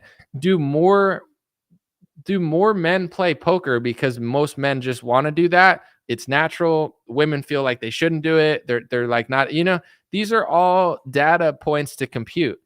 All I could tell you is saying it's sexist or you shouldn't say that it might be like a good PR move or a social move for a political party.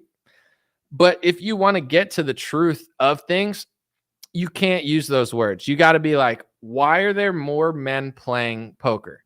Is it because men are better, or is it just because they're more inclined to? Jordan Peterson, are they naturally inclined to that, or is it some societal, plight that's been put on us so they don't play it? If you evened up the odds and gave everyone the advantage, would women do as good as men? Do more men play chess than women naturally? Is it forced? Is it organic? Is it because they're better at puzzle building on average? Like, these are like, if you really want to figure stuff out racially, politically, gender-wise, you got to like dive into that. Me personally, I don't care enough about this conversation to dive into that. But I do know that, I don't know what the airlines are doing, but yes, merit would be ideal. Merit would be extremely ideal. I would prefer that they do that, So, with that being said, if you look at like security guards, or like, you got to be a strong guy, because like I see some security guards, it's like some fat old dude, and it's like, dude, I could kick you and you'd fall over. Like, they're paying you $15 an hour to just sit in this chair. Like, what's the point? But like a female security guard or like a female cop, not all of them, but on average, it's like you're weaker, you're smaller, you're easier to like beat, like some criminals are so huge that they need like 3 cops because even one guy can't stop one guy. But it's like, if you have 2 women patrolling, like they can get their ass beat, like a lot easier than like 2 dudes would. But then again, a lot of cops are really fat too, and the guys are not athletic either. So it's like just like men are better at sports on average because they're physically stronger. The same applies to security, cops, military, everything. But nobody wants to talk about that. Like, I don't think women should be in the military. I'm not saying they can't. I'm not saying all men are good, but like, why are we sending women to die? That's, in my opinion, cowardly. Like, men should fight the wars. And on average, men are stronger, faster, and probably even at skeet shooting. If you compare the men and the women's skeet shooting competitions, I bet you the men kick ass at that on average also. Not saying there's not women out there that could shoot better than me. It's just that's how literally society works. Like, why do you think LeBron James could dunk on Lisa Leslie? It's not sexism, it's biology. So, like, why? Like, everyone wants to pretend like everything's for everyone. And I personally don't agree, but I'm not running for politics. And I hope I'm making sense and not being hateful about it and explaining it with compassion and grace to the point where people realize I'm not being mean. It's just my opinion and it's based on like literal reality. So I think there's a way to say edgy stuff and not have everyone hate you. But then also people are going to hate you anyway. So, but when I look at like a lot of top Republicans and like, I don't think they're trying to like make any like, intelligent point. Like, I just think they're yelling, like they know that chaos equals money. So it's like, like making a shitstorm is good for business. Like, like convincing people, sure, you might convince some people, you might not, but the more controversy you cause, it creates like, profit margins. Did I spend time in St. George in Utah? No, I went straight to Cedar City, and I went to Mount Zion, but I did a show in Cedar City. I said I was so drunk going up. Like, I don't have an alcohol problem, just letting you guys know. But it's January. I'm in Cedar City. It's really cold. I'm wearing a tank top, obviously, indoors. Sold out show. The Mormons are glad to see me. I'm enjoying myself. So I'm like, you know what? I don't have to drive tonight. I'm going to get lit. So I did. I drank a little bit. And before I went up on stage in Cedar City, I kept telling, I was with a woman, a beautiful one, obviously, you know how I roll. But anyway, I was talking to her and I was like, it's Cedar City, right? Like, I kept asking her because I was like, I better not screw this up. Because if I came out and I was like, yo, how we doing, Salt Lake City? And everyone's like, this is not Salt. And then you look like an idiot. And I don't normally get this drunk before shows, but I did here. So I just kept being like, it's Cedar City, right? Cedar City. Like, don't forget this. Don't mess this up. Cedar City.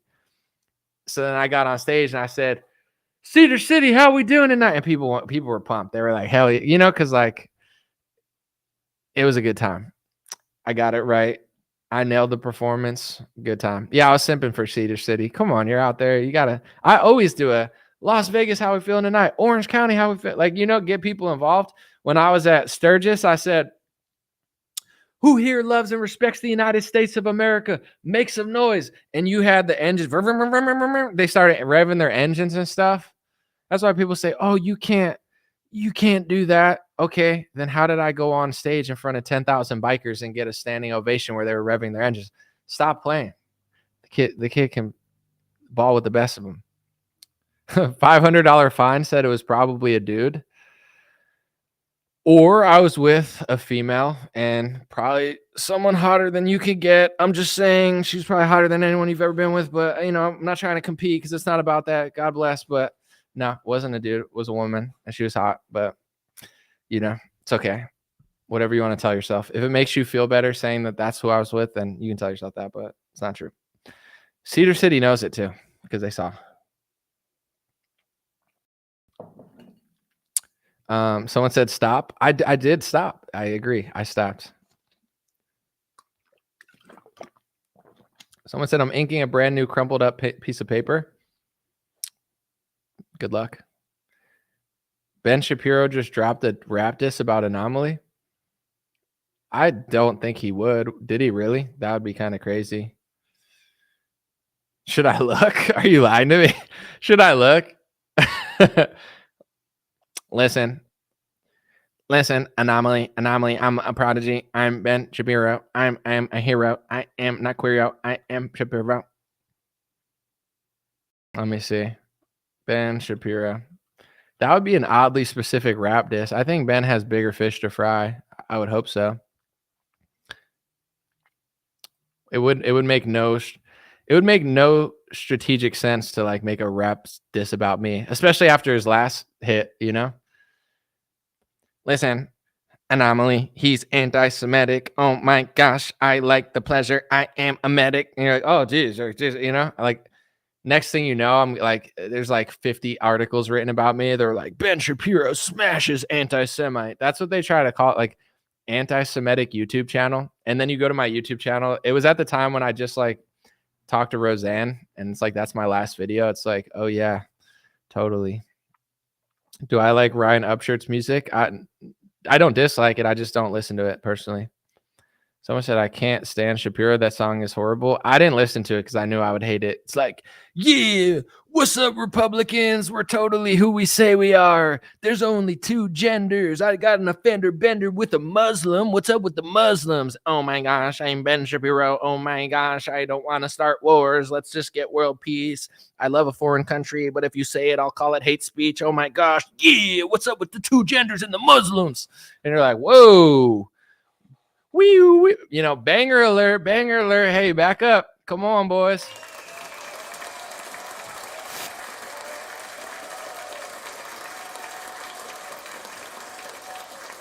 Anyway, how long is this clap going to last? Is it done? Okay. That was like a very long clap, you know, a little too long.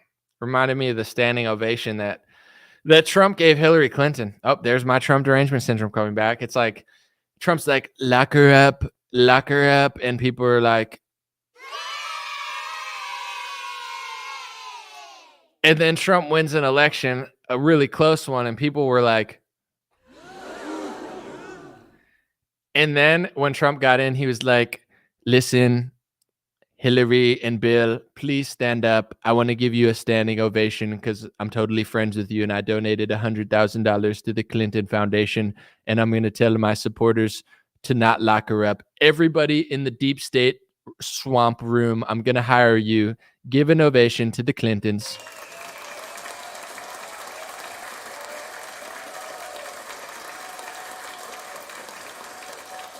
Okay, settle down, settle down.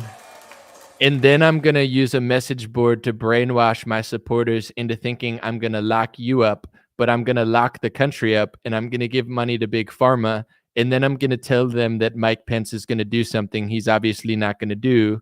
And then I'm going to lure them to the Capitol. And then my biggest supporters who thought that you were going to get locked up are literally going to get locked up, and they're still not going to learn their lesson. You're like, damn, it's crazy, you know? Like, they don't see the irony of that. Like 4 years of being like, we're going to lock them up. And then they got locked up. Like, they don't get that was like a setup. So crazy. And it's like more rampant now. Do Trump rapping. Hey, BB, leave. That's your name. I'm not talking it in Yahoo. Yeah. I Google with my Yahoo. Never mind. I don't want to do it, but his name was BB on YouTube. Now I'm going to get in trouble. They think I'm talking about Netanyahu. No. You're our greatest ally. Thank you so much. I think America exists to just send money to you, and we have no say. And if anybody ever talks about it, we should label them hate mongers. I'm totally on board. Let me see. Legendary Legacy. It's a bad. It's not one of my better freestyles. Bob Jones said, I hate you because of you, which I used to like you for the same reason. You just got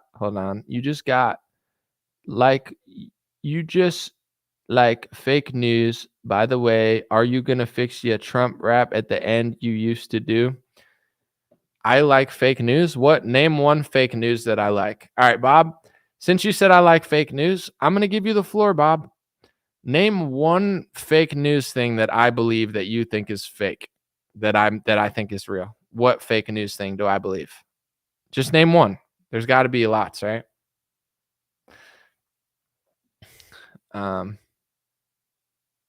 See if he answers. Tony said, beauty is in the eye of the beholder. I'm not reading all of that, but I hear what you're saying. I think Bob is trying. No, let's let Bob talk.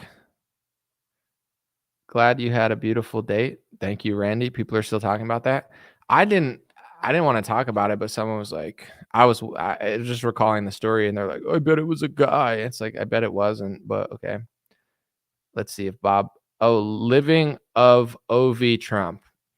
That's what you're going to do with the floor. See, this is the funniest thing. It's like, I don't think I'm infallible, but like, it's easy to win when this is like the level of like, people are like, he literally just typed living of OV. I'm going to just put it on the screen real quick. Look, this is what he said. And then it's going to be hard to take off because it's like, this thing is like going to freeze on me, but, living of OV Trump. So I give you the floor to name one fake news thing that I said, right? You don't like me anymore because I'm fake and I believe fake news. Name one. Living of OV Trump. It's not hard to win every time when this is the level of competition. And it's like not trying to be mean, but this is, I feel like people are like, maybe you're drunk or something, or off the pharmaceuticals, but like people, it's like they're like Trump, and you're like, okay, yeah, I voted for Trump. You're like, what? Name one thing. They're like, you're like, okay, you're like, yeah, totally, yeah, I'm going crazy. Oh yeah, I'm losing my mind over here for sure. Yeah, no, you got it. You're on it. Someone said you're the most real YouTube has. Thank you. I agree. I'm awesome. No, but I appreciate it. Thank you. Someone said, go home, you're drunk. Yeah. I love late night anomaly. Yeah, I was like, should I go out? Should I drink alcohol and be a degenerate? Should I drink coffee and be also degenerate, but kind of work and, have people from Sweden throw like $1.70 at me? Here, anomaly, say something that's going to get you in trouble. Here's $1.70. Oh, thank you so much. But yeah, I don't know. I wanted to do my show because I'm going to take off tomorrow and maybe Sunday. I want to let you guys know too, dreamrarebiz.com. Got a lot of emails. Appreciate you guys. Got some sponsor offers. Got some, some consulting offers. So I appreciate that. I'm trying to do more because like I don't want to do what everyone's doing, and I'm fine. I'm not like desperate or anything, but I understand why people do what they do. I really do. But I'm not that guy where it's like, a lot of people are doing business, and I think Republicans don't realize that they're doing business. So like they're making a fortune either way, but the party is suffering and they don't have a clear angle to like what they're doing. But it makes sense to do that. Like I'll give you like two examples, and I get why this was like viral because it was funny. But like it was some weird lady like coughing on people's foreheads at the World Economic Forum.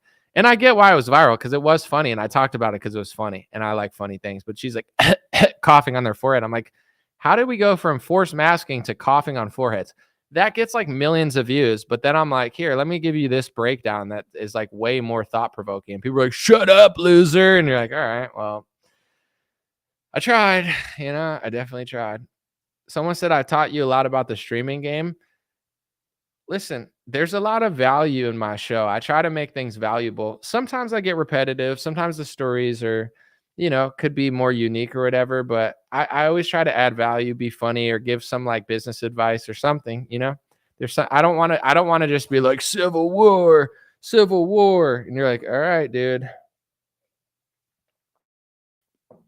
The more you comment on people's posts on Twitter, the more they get paid. FYI. Yes, that is true. We'll play a game. I don't even know if I'm going to reveal the answer. I get paid on Twitter now because everyone gets paid on Twitter if you have a certain amount of followers and stuff. They pay out essentially every 12 days. So it's 2 times a month, almost 3 times a month. It's like, you get what I'm saying? 12 days. So every 20, you get paid twice per 24 days and they pay you right on the spot. How much do you think I get paid for 12 days on average? How much do you think I make on Twitter just from ad revenue under my posts? But remember, it's not per month. I'm not saying how much per 12 days, which would be like 2 times a month, essentially. How much do you think I'm making on Twitter? Maybe I'll tell you guys. I'll tell you guys. I don't care.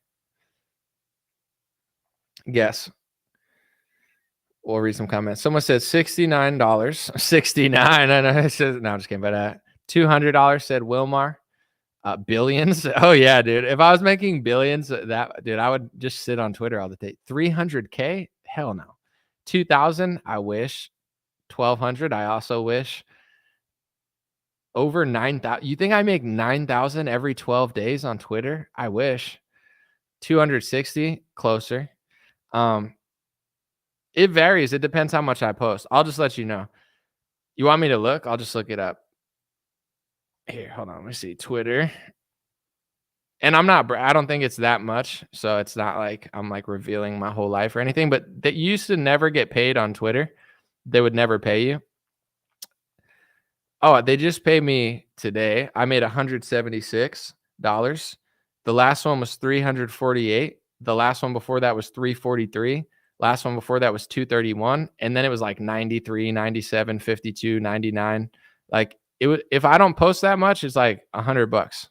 If I do post a lot, it's like $170 to $343 per 12 days.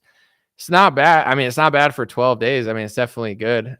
And it was never that way. Like you never got paid for that.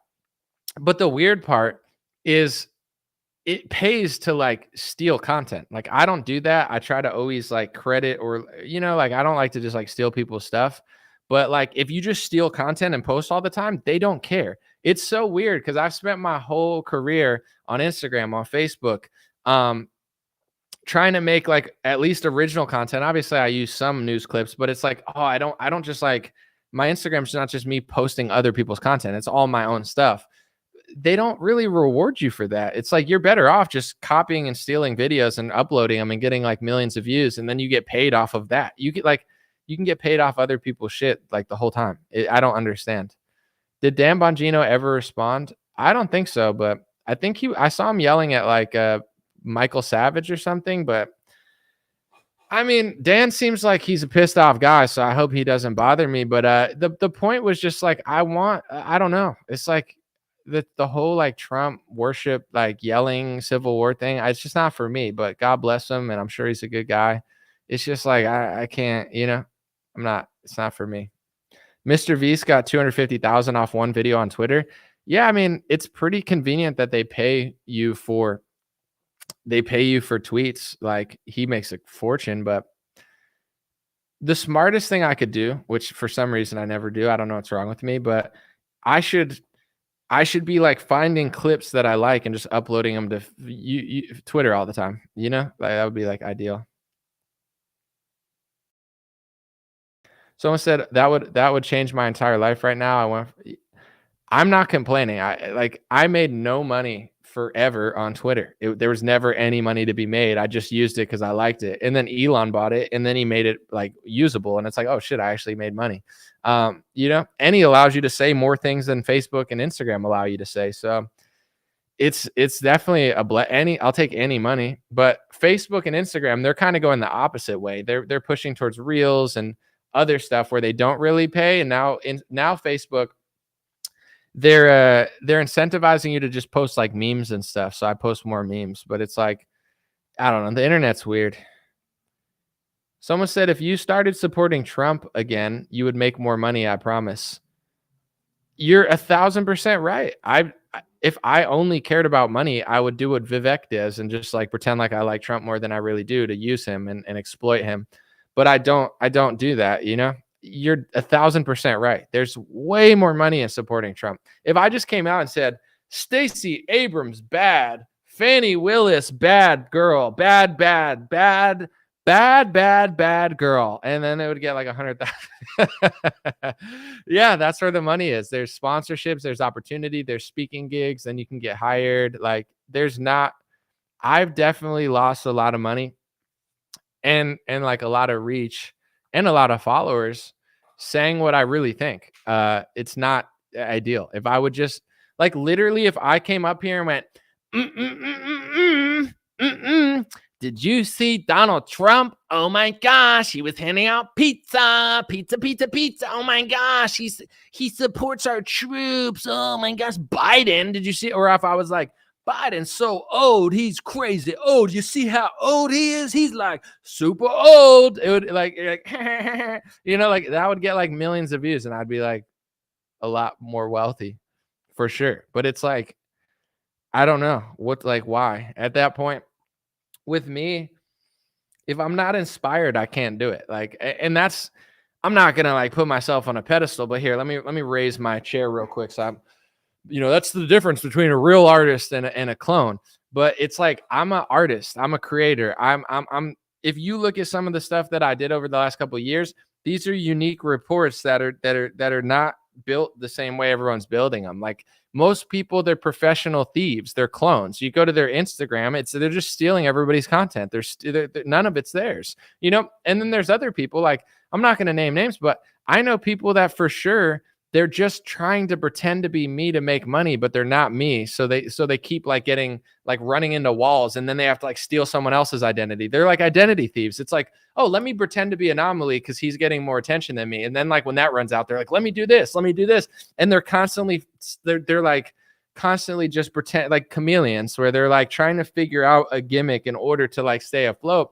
But the thing is, like, you're never going to be me, and you're never going to be like someone else or yourself, because you're just like, so a lot, like I could close my eyes and you could say something that someone said and I don't know who it is, because they're all the same, and like they're all the same because they're all copying each other's content. Like most of them don't even make content. They don't even put their own stuff out there. They don't have opinions. They're just like Trump propagandists, or they're like, really like so it is what it is. But it's like, I'm playing, I don't know. That's just not me. And I'm not hating. It's just I'm not gonna do that.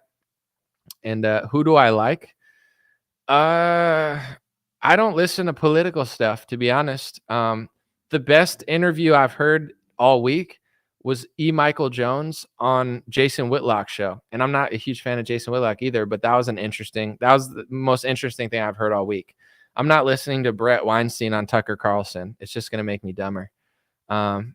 Will Trump hire better? Probably not. Someone said amazing Lucas.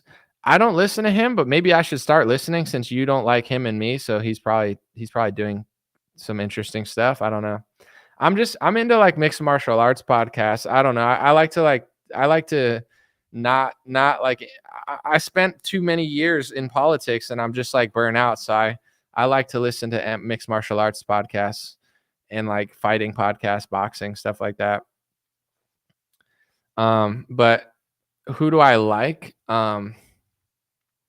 I mean, I don't know. I don't like, I like certain people. It's just, I just don't listen to them all the time. Want me to go on Twitter and see what's in my feed and tell you what I like? Someone said Amazing Polly's wonderful. She retweets me sometimes, and it definitely, I don't follow her, but it seems like she seems pretty honest. I can't say everything, but I've seen some of her stuff, and it seems like out of people in that field, she definitely seems legit. If she likes me and shares my stuff, she's smart. No, I'm just kidding. But yeah, I'm not like familiar with everything she's ever said, but her, like people like Dr. Shiva, he's a wild boy. But there's certain topics, in my view, if you don't have to be crazy, you don't have to be angry, you don't have to be insane, you don't have to get mad, you don't have to be emotional, you don't have to be a victim. But there's certain topics and narratives, if you don't, oh, she's into Q. Well, that's unfortunate, but whatever. I can't speak on everything, but it's like, if there's certain topics that you avoid, that I know you're not like, it's just like, whatever. Rapunzel said, ugh, you're worse than Tim Pool. Do not say that. That's a huge diss. Be nice. That's the worst thing you could say to somebody. You're worse than Tim Pool. That's like being like, you're worse than dirt. It's like, you could have just told me you didn't want to go on a date with me. Could you imagine? You're like, will you be my Valentine? And they're like, you're worse than dirt. You're like, jeez. You're like, well, you're like, I'm going to go home and hopefully not. Volk or Taporia. It's a good fight. I don't know. I would say I'm excited for that fight. I don't really have a huge stance on it because it's hard to tell. Who do I wish for president? Obama? No. See, this is like Bob. He's like, who do you want? Obama? You want Michael Obama for president? It's like, no. It's like, if you think critically about things, you like Obama. You're a Democrat. If you're not a Republican, it's like, sure. Play the Tim Pool clip where he went off at Luke. No. I have a whole video on that. The real question is Beanie made out of Kevlar? No, it's made out of I'm just kidding. I'm done. I'd vote for Malik Obama. I mean, Malik Obama is Obama's brother. He's shockingly based in many ways, and he's also like a Q Trump guy, but he's kind of funny. I like Malik Obama. He's a strange character. Then who? Answer me. I don't, bro. What do you want me to answer? Who do I want to be president? I'm not somebody who I don't deal in like fantasies. Who do I want to be president? It doesn't matter. It's going to be Trump versus Biden, unless they sub Biden out or try to stop Trump somehow. So I don't like I don't care what I think because it doesn't matter. You know, I wish California had zero crime, and I wish Colorado everyone like licked lollipops and sang tra la la la la on their way to work and there was no violence, but that's not either state. You get what I'm saying? Like, it doesn't matter what I want. And I want to go on this little rant real quick because this is the issue now, obviously with the left and obviously with Gen Z but also with the right. Like, all these complaints that people have about the left and Gen Z also applies to the Trump right, where it's like, it's not about what you want. What do I want? It doesn't matter. I want $1 billion in my bank account so I could wake up tomorrow and never have to worry about money again. But like, it's not real. So I have to work, just like everyone else. I have to build my business. I can't get too comfortable. Like my wants don't matter. Like, and if I want it, I have to figure out how to strategically do it, and if obstacles come up, I can't play the victim, or if things change, or, that's life. So like, I don't understand this. Like, what do I want? What I want doesn't matter. Like but everyone thinks what I want matters because they think what they want matters. Like, I want Trump to be good. I want him to beat Biden. I want this. I want that. I want America to be saved. I don't want to think about these things. I just want to like Trump, and I want that to be enough. And it's like, it's pathetic. It's like, I don't agree. So, but there's a whole market in telling people that that's enough because they're making money off that. Do you know how much money these people are making off? Like, you saw Joe Rogan got 250 mil or something. Like, dude, there's like baseball contracts in this field, So I just don't think people, like, everybody just wants everything all the time. Like, yeah, I want like, I watch like videos of America and like everyone had a suit on and nobody was fat, and it's like, would I prefer to live in that era? Maybe. I don't know. I would have to spend a week there and see if it was as cool as it looked on Instagram, but like, it doesn't matter. I don't live in that era. Like, this idea that America's this, it's not anymore. It could have been. It's not, though. Both parties sold you out. It's not that. So what do? Either you man up and you face the situation and you deal with it and you figure out what's best, or you like fantasize. And that's what the left is fantasizing and the right's fantasizing. And it's like, everybody's just like living in fantasy because they're too afraid to see the country for what it really is. And I don't know. I think the right has built a market and the left has built a market off telling you what you want to hear and just making you think that if you like believe in something that's not God, that you're gonna like, that's enough. All you have to do is like vote for Biden and he'll stop Trump, or vote for Trump and he'll stop the deep state. And it's like, to me, the right is as fake and pathetic as the left, but it's not smart to say that, like, I should be like, no, we're awesome. Everything's great. And if we lose, we did nothing wrong. It's all the left. Oh, that's where the money is. But someone said I fantasize about Anomaly.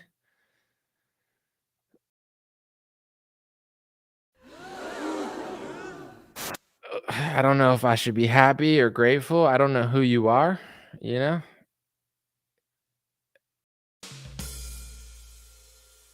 of that. What if Trump chooses Thomas Massie for his vice president? I would vote for Trump in a heartbeat, but Trump is not going to do that. He's going to hire some deep state swamper, and he's going to try to kick Thomas Massie out of the party because Thomas Massie is the only person who's not sold out to a foreign country. So they got to kick him out.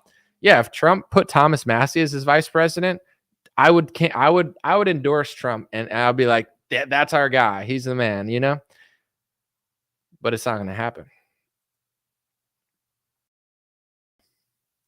Someone said, I fantasize about Trump's head on Rocky Balboa's body.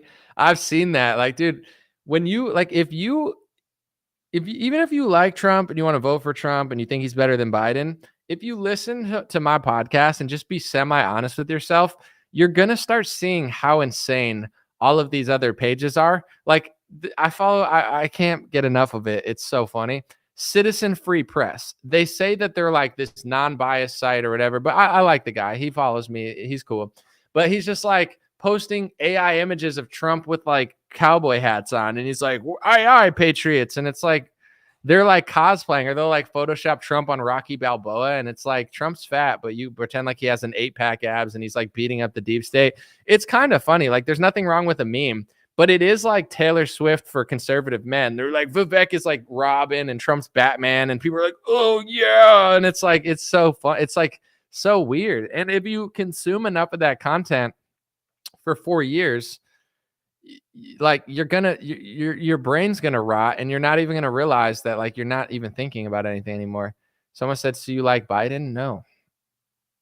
Someone said, I think Carrie Lake would be a good vice president. No. But whatever. Like, I don't live in that reality. Someone said, you love Trump, face it.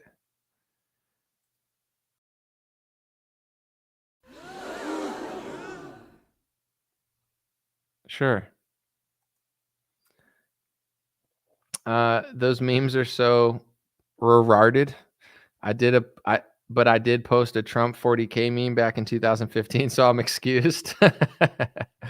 What station plays your music? No station.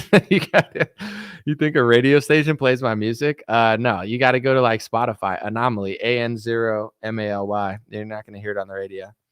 What's wrong with Carrie Lake? Nothing. I'm not gonna say something's wrong with her, but like, it's like you just live in like Trump world. You're like, Trump president, Carrie Lake vice president, next year Don Jr., then Barron Trump, and then Ivanka, and it's like, no. I mean, I guess Carrie Lake would be a good vice president because she's like a mini Trump who doesn't have any of her own ideas. She just does whatever Trump says. But if you want to lose the election by like 10 points, you could put Carrie Lake there. I don't see how she's going to help, but I don't know. Personally, I think that Biden brought in illegals. He's going to give them citizenships. They're going to ballot harvest. They're going to use like celebrities to get the youth, and I think Trump's going to get blown out in Pennsylvania. They're going to get destroyed. Like, I think Trump's going to absolutely lose. And I don't think he cares. He just got you to pay for $100 million of his campaign fund, like, or his lawyer fees. And I don't think that any of these like right-wing grifters care either, because they're going to be like, it was stolen. Follow me, Patriots. Like, it's a never-ending grift. But I don't see the data that shows that Trump could really win. I think he's going to get absolutely destroyed. But I hope not. I hope he builds the wall and like deports people. You know, I don't know that this country can like last much longer, but I don't think he is who he says he is, and I don't get what he's doing, honestly, personally. Like, why would you sit on True Social and just yell all the time? Like, why are you doing that? Why are you like yelling at Kayleigh McEnany? Like, how is that going to work? Like, I don't get it. Like, why are you doing that?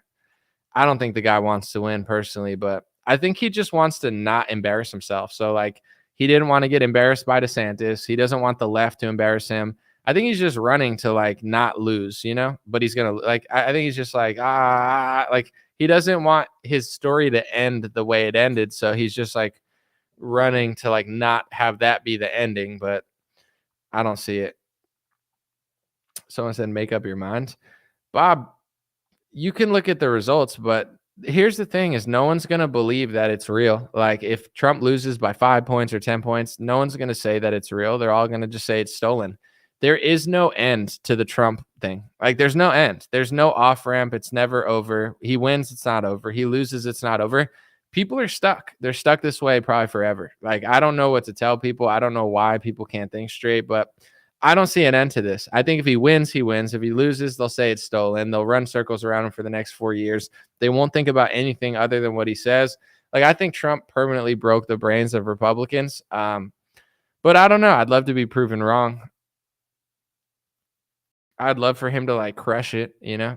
But if he wins, like he might build a wall. He'll probably start a war for Israel. You know, he'll like pass more speech laws. Like you know, maybe he'll give pharmaceutical companies some money again. I don't know.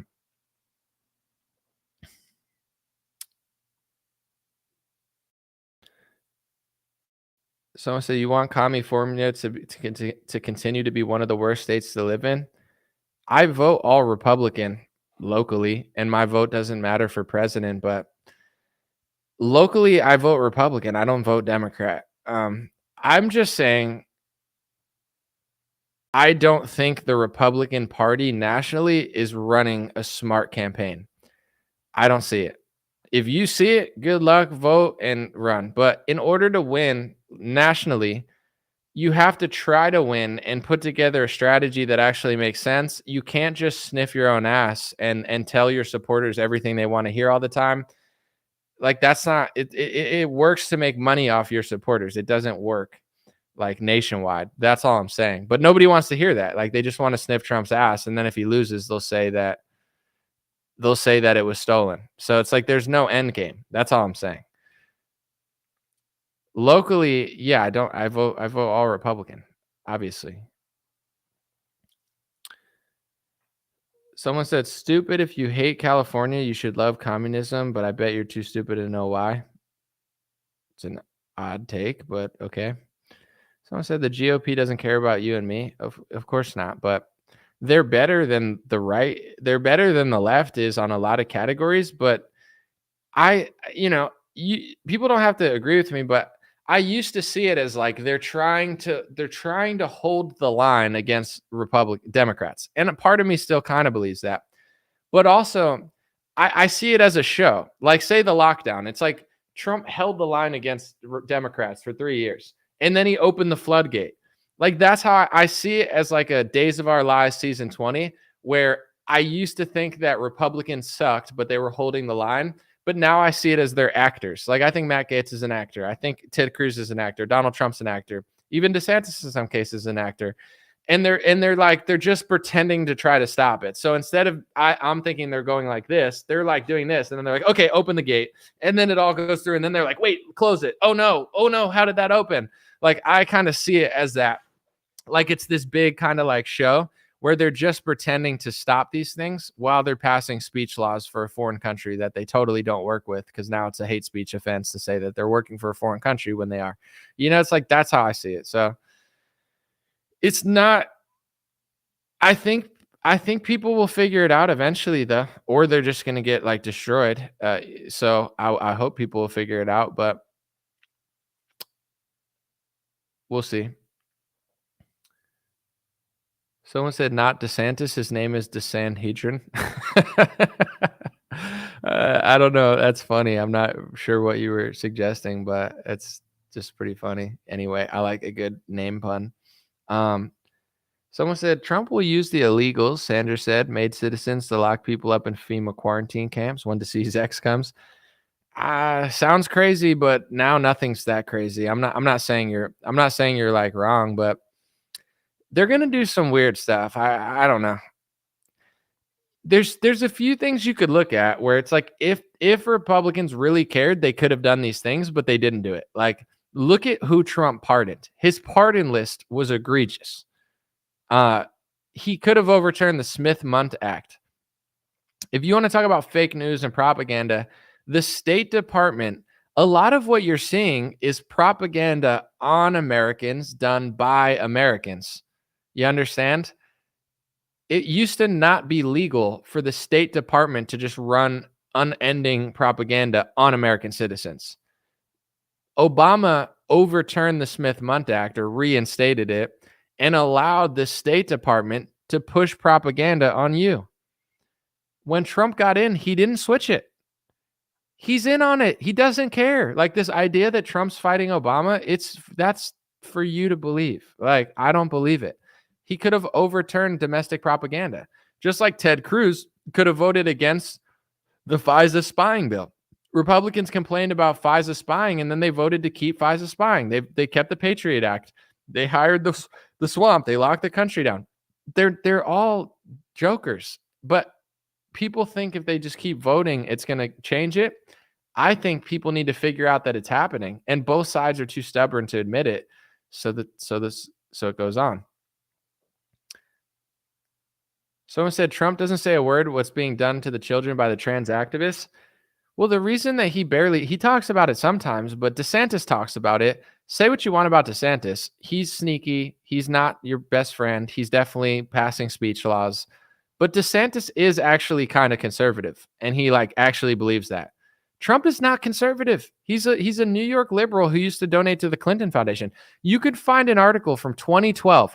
Trump was before Caitlyn Jenner bringing this to America. Trump is more responsible than Caitlyn Jenner is. In 2012, they tried to make women's only compete in a women's thing, and Trump overturned the Miss Universe and allowed transgender competitors. The reason Trump barely talks about it is because he is one of the founders of the slippery slope of transgenderism in America. He's not one of you. He's just an actor. DeSantis, he's not your best friend, but he actually has these values. Trump doesn't.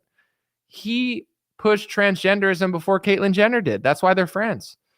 So you want him to talk about this stuff that he doesn't give a shit about. He doesn't give a shit about the pharmaceutical corruption. He's in on it. He doesn't give a shit about the LGBT corruption. He's one of the founders of it. He doesn't care about anything his supporters care about. He just says things. Maybe he cares about the border. And he definitely, do people realize he's used $70 million of his campaign donations to pay for his own legal fees? He's just using you guys. He looks at you like, these idiots are just giving me their money and I'm using it for my personal stuff. It's so funny. Trump supporters are just as dumb as liberals now. I'm not trying to be mean, but it's not profitable to say this. It's horrible for my business. It's the truth though. And people don't want to wake up from it. Your own friend will turn on you faster than anyone else just for saying this. It's whatever. DeSantis has passed a lot of good laws. He's done a lot of good and he's done some weird stuff, but DeSantis actually cares about the kids in school stuff. DeSantis actually cared about conservative stuff. He's conservative. But he's a little sneaky and definitely sold out, but he is conservative. Trump isn't. He's not. He's not Christian. I mean, he'll say he is, but they'll be like, have you ever asked God for forgiveness? And he says no. No Christian believes that. Everyone's asking God for forgiveness. Why? Trump's not. He thinks he's God. And his supporters think he's God. I think the whole Trump movement is an antichrist movement now. I'm not saying he's the antichrist. I'm just saying it's antichrist. It's the spirit of antichrist. It's satanic. It's idol worship. It's going to be hard for me to put that guy's name on a piece of paper. I'm not voting for Joe Biden. Joe Biden sucks. He's evil. But the lesser of two evils is becoming very evil. So I'm not voting for some antichrist idol worship weird pharmaceutical scammy movement that's run by a guy who has none of my values that just pretends to. You got to do a little more to earn my vote. Show me something in this campaign, because right now I'll sit it out personally. In California, I'm not writing that guy's name on a piece of paper right now. But if he does something to earn my vote, I'll vote for him. I'm not voting for the other side, but locally, all Republican. I'm going to do my research, vote on everything locally, but I'm not writing that guy's name on a piece of paper right now, personally.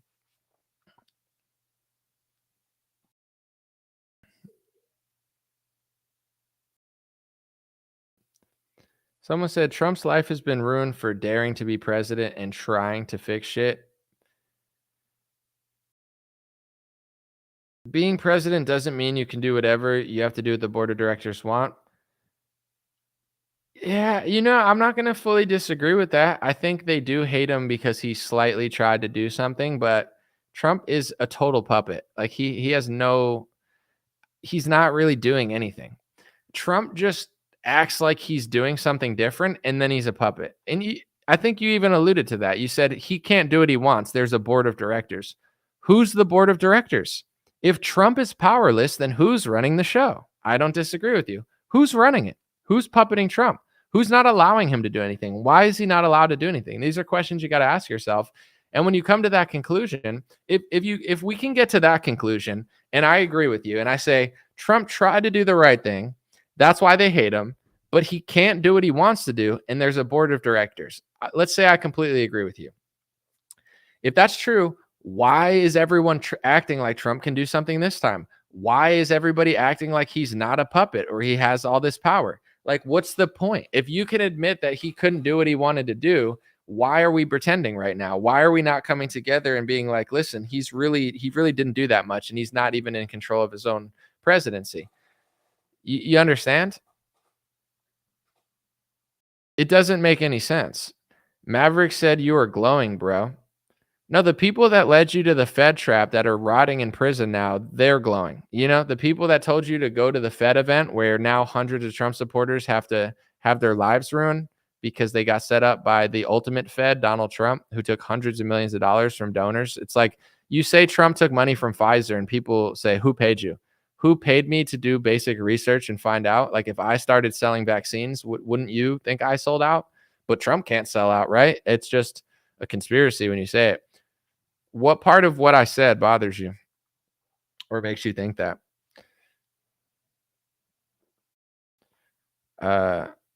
Someone said you got to get with the laughing sound effects.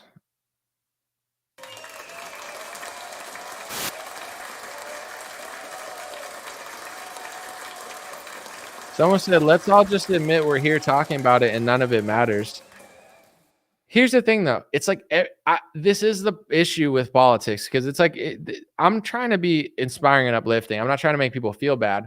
But to me, it's inspiring to realize that both parties are corrupt, and following in circles around it is not a way to live your life. You got to become something, run a business. You know what I'm saying? Enjoy your life. I'm not asking people to be a downer. Hopefully I make people laugh. I'm entertaining. But it's like this is like the trajectory of politics. People buy into a politician or a political party, and they lie to themselves. And then when presented with the truth, they spiral because they think there's only two options: either like believe in this or spiral. Those are not the only two options. Like it's not like I like him more than you. Cool. I don't care. That's fine. I agree with you. And then as soon as I agree with you and I'm like, you're totally right about what you said, you're like, let's not even talk about this. It doesn't matter. Why does it not matter? Like, why do you think it doesn't matter? Like, that's like, you like Trump and you believe in him. I disagree slightly. You make a point that actually, because I know who said that, you make a point that's completely valid, saying there's people above Trump that are not allowing him to do stuff. And I totally agree with you. And now all of a sudden that I agree with you, let's not talk about it because we agree, and it bothers me. It's like, you know, you just said, I'm just going to read your comment.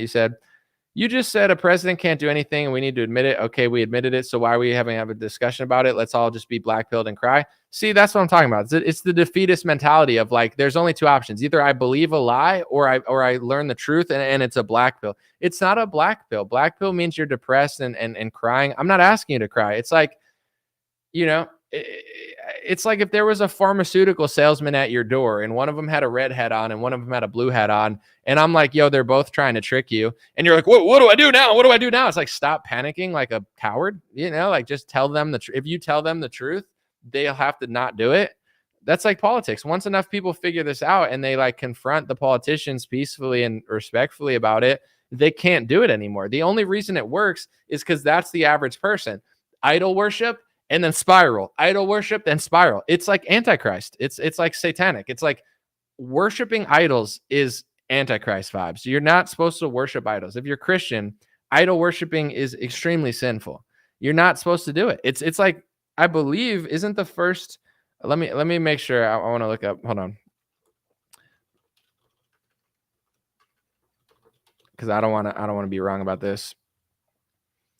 Yeah, the first commandment is you shall have no other gods before me. And you know, in Revelation they talk about idol worship and false prophecy, etc. It's like it's just like no one told you to have godlike faith in a politician. Like you can't have faith in a politician, learn the truth, and then spiral. Like, why are you spiral? You get what I'm saying? Like, people act like fans and cattle, so the elites treat you like fans and cattle. You know, if you act like a sovereign human with critical thinking skills, then society changes, culture changes, politics changes. It's not like lie to myself, idol worship, and be Antichrist, and then spiral at the thought of not doing that. Like, why is that your only two options? People people that don't want to face reality, they say that you're negative and pessimistic when you don't buy into their lies. It's the same thing with the left wing. Like if you don't buy into like BLM lies, they say you're racist. If you don't buy into feminism lies, they say you're sexist. If you don't buy into environmental lies, they say you're a denier. If you don't buy into their policy, they say you hate poor people. You know, that's the left wing. Like, oh, if you don't believe us, now you're a bad person. It's what the right does with Trump. If you say reality that he's admitting is true, now he spirals and says he's black-pilled because like you don't believe what he's saying because he knows it's now not true. It's like the whole reason they get away with this whole thing is because nobody's smart or honest enough to figure it out, which is why we're not victims. I don't preach being mad at anybody. I'm not asking you to be mad at a whole race or mad at a whole religion or mad at anyone. You shouldn't even be mad at the elites because they can only do it because you buy it. Like it's not right what's going on, but Americans allow it. The left loves to blame the right loves to blame the left. And I'm here to say Republicans and Christians and conservatives, you're not a victim to any group. You're getting this because you're not figuring it out. You know, you're taking the easy route of idol worship and believing team red or team blue. And that's what happens to societies. Like we're so fortunate to be born in this country. We're so fortunate to have a country that shows you when politicians take hundreds of millions of dollars. Why does no one care? Like we have all these blessings and no one's using it. So the message is inspiring. It's not a downer message. It's just like, I don't even get mad at stuff anymore. When's the last time you see me yell or freak out? I'm pretty much just like joking the whole time because I'm like 4 years ahead of most other influencers, and I'm not bragging, but I guess I am bragging. So let's not pretend. But it's like I see the stuff they're saying, and they're like 5 years behind me, and I know I'm right. So it's like I know either they're gonna figure out what I know now in 5 years, or they're just gonna be dumb the rest of their lives. So it's like, why am I gonna be mad every day at the same reality? I'm just gonna laugh at it and wake people up that want to wake up, and entertain people that want to be entertained, and feed people something intellectually stimulating, so your brain doesn't rot off these other influencers. Because like, you know, I like to be intellectually stimulated. I like to stimulate my audience. Not that way. Calm down. But you know what I'm saying? You know, it's good. We get the sound effects popping, but someone said you're 5 years behind Jacob Sullum. I don't know who that is, but sure. Hearing the truth is not a downer. No, like hearing the truth is a downer if you're like a liar. You know, it's like the truth bothers you if you're just lying to yourself. It's like that. It's just such a weird vibe where you're like, oh, I'm overwhelmed by that, and it's like, why? I could get it. At first, it might be overwhelming, but like when people know what's going on, it's like, this sucks. It's like, yeah, but it's happening. Like it sucks that San Francisco is falling apart, but it's really happening. I'm not saying, do I sit here and say, oh my gosh, no, we have fun. We're like, it is what it is. You know, we're going to make the most of this weird world. But like, imagine telling yourself that like the South side of Chicago is really safe. And then you go get shot and it's like, black pill. It's like, no, it's not, you know, Chicago's not as safe as it was 10 years ago, probably. Like San Francisco sucks. No businesses even want to stay there. They're closing down. Like imagine telling yourself that San Francisco was amazing. And then the second someone tells you that it's falling apart, you're like, oh, black pill. It's like, I'm not saying to not enjoy yourself while you're in San Francisco. I'm just saying objectively, it's getting crazy and maybe we should fix it, you know? But like left wingers will spiral at that thought. They'll be like, it's better than it's ever been. It's like, it's not though. Philly's crazy. And Philly's been crazy, but like Philly's getting worse also. Like it's not black pilled. It's just the reality. Has it ever been safe? No, but some things are falling apart in nice areas. Like it's just not the same. I could speak on LA because I lived there for 7 years. Streets that I used to walk down were getting less safe, more tense, more security guards. Like it was clear, you know, like it was getting worse. I'm not black pilled, but I walked to work. I had no car, and I lived in the middle of Hollywood by Madame Tussauds Wax Museum. I lived in like not literally on the streets, but like on the streets basically for 4 years in a shitty apartment. It was all right, but it was definitely not like the nicest place. Like Amazon packages would get stolen and stuff. But in general, it's like I walked 10 blocks to work, 12 blocks to work every day. So if I walk to work, I know what it looked like 3 years ago. I know what it looks like now. It objectively got way worse, and no one noticed and no one cared. It's like one of those things where it's like the Matrix. When you tell the truth, everyone stares at you like they're robots or something. And it's like, does no one know? Everyone coughed in LA too. I noticed that because I don't cough all the time. I'm not coughing. Like if I'm coughing, I'm sick or there's something going on. You get what I'm saying? Why is everyone coughing all the time? When I used to walk to work and like everyone's coughing in LA, I just noticed that one day. I was like, I'm the only person here not coughing. Why is that? Like I know I'm a pattern recognizer. I'm like, why? No, everyone else, no one noticed. I don't know. It's very weird. Do I want to trade places? The Midwest has phenomenal weather. Do I want to trade places right now? No. I don't live in Los Angeles. I'm good. I picked a place that I like to live, and if I want to leave, I'll leave. I might for tax reasons, but it's like there's pros and cons to everywhere. Prices are cheaper other places, but I'm all right for now. Someone said it's them Californians that got done in Philly. I don't know about that. Someone said cigarettes. It could be harsh weed, maybe. Sebastian said, you're honoring and loving physical material in the shape of a cross. That's idol worship. All you need is Jesus Christ himself. No carvings of symbols. I hear you. Valid point. Would I interview Trump? Absolutely. But one, he would never interview with me. And two, the second I interview Trump, the media will just call me anti-Semitic, even if I don't say anything about Israel. They already did that. Like, you have to understand, because I'm so honest and I actually like this country and I believe in the First Amendment, for the rest of my career, anytime I do anything big, the media is just going to call me anti-Semitic. They already did it like 50 times, like anti-Semitic, anti-Semitic, anti-Semitic. When I interviewed Vivek, the whole media went, I feel like it was a trap. They like set me up. And it was like anti-Semitic, anti-Semitic, anti-Semitic, anti-Semitic. That's all the media said. If you watch the interview with me and Vivek, I didn't mention Jewish one time, and I didn't mention Israel one time. Not one time. Yet that was the headline of every single thing. Why? Because they're setting me up. That's what they do to Americans who can figure out what's going on in this country. They just call you anti-Semitic. It's like, why? Because I said that they're passing speech laws in America, the Republican Party. That's anti-Semitic. They'll say it's that, but they'll never say I'm wrong because it's true. I'm literally just posting. I did a screenshot of the State Department website and their anti-Semitism speech laws, and a right-wing news retweeted and said, see, I told you he's anti-Semitic. For screenshotting the State Department website, that's what the right wing is. They're gatekeepers of that narrative. I'm anti-Semitic because I said that Zionism is a huge pillar of the Republican Party. It's like the most important thing. No, that's a fact. So it's like, that's what, if I ever interview Trump or interview anybody famous ever again, they're going to do that for the rest of my life, guys. For the rest of my life, they're going to harass me. They're going to lie about me for the rest of my life. And you know what? I'm at peace with it, because although I think it's insane and ridiculous and unnecessary and completely wrong, unethical, evil, all those things, I'd rather be a righteous person who tells the truth than a liar that gets special treatment by the press. So I don't care. But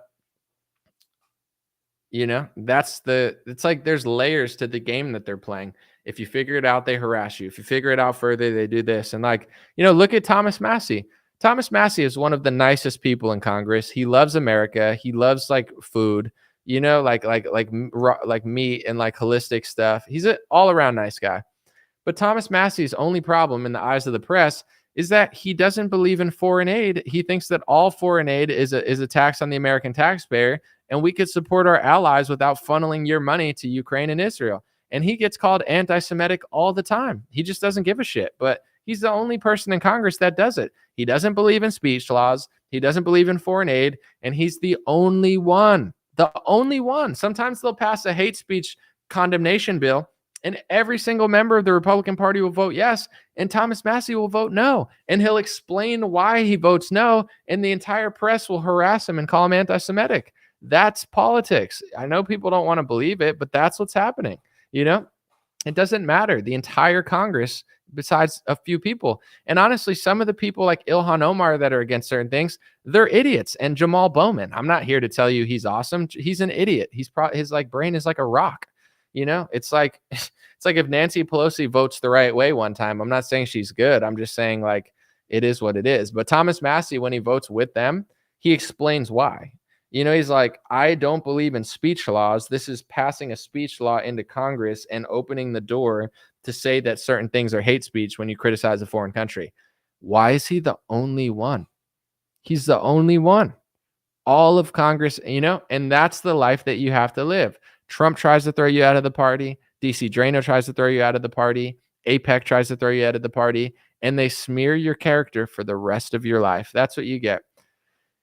You tell the truth about this topic, for the rest of your life, they will harass you, they will smear you, they will lie about you, and they will try to defame you at every cost. And the second you react to it, they like when you react because then they could freak out and play the victim more. So I don't even react to it anymore. I learned that the hard way. I thought, oh, these people, like, it was my fault. I was like, oh, I'm getting lied about.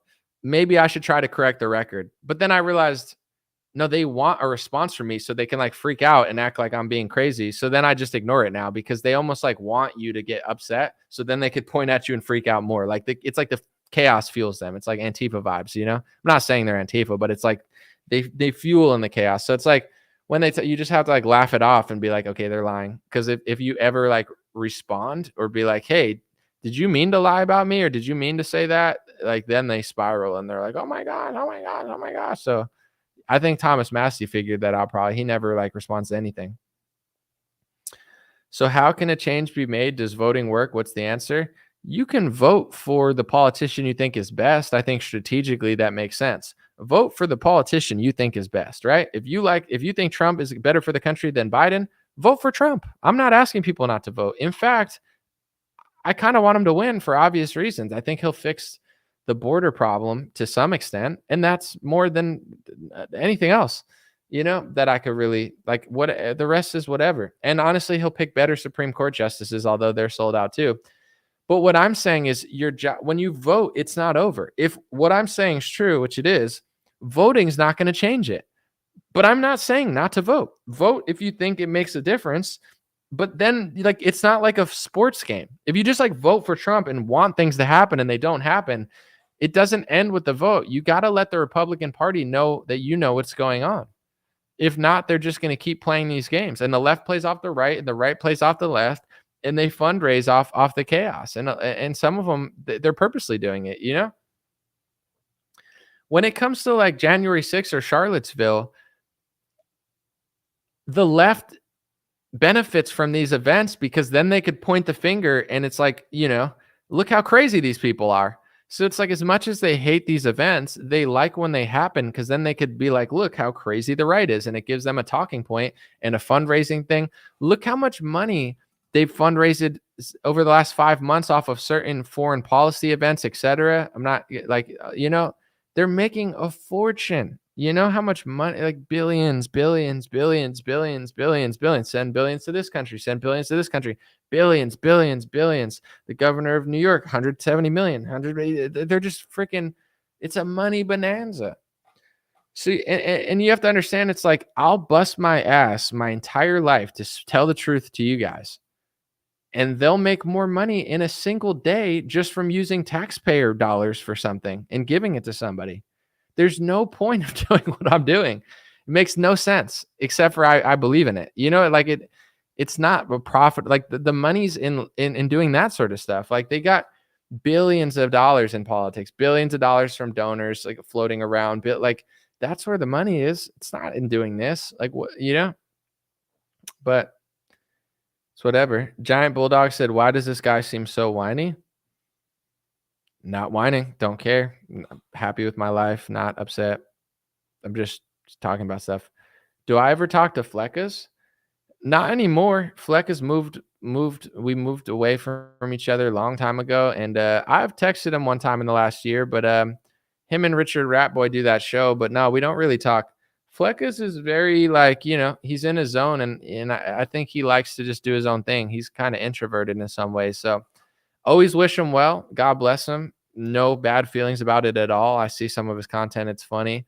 We just don't talk that much, but it's not, there's no hard feelings or anything. It's just, you know, I think Fleckas just prefers to just chill, do his thing, and I'm doing my thing. but I'd go on his podcast or something if they invited me, but I don't know if they even have guests.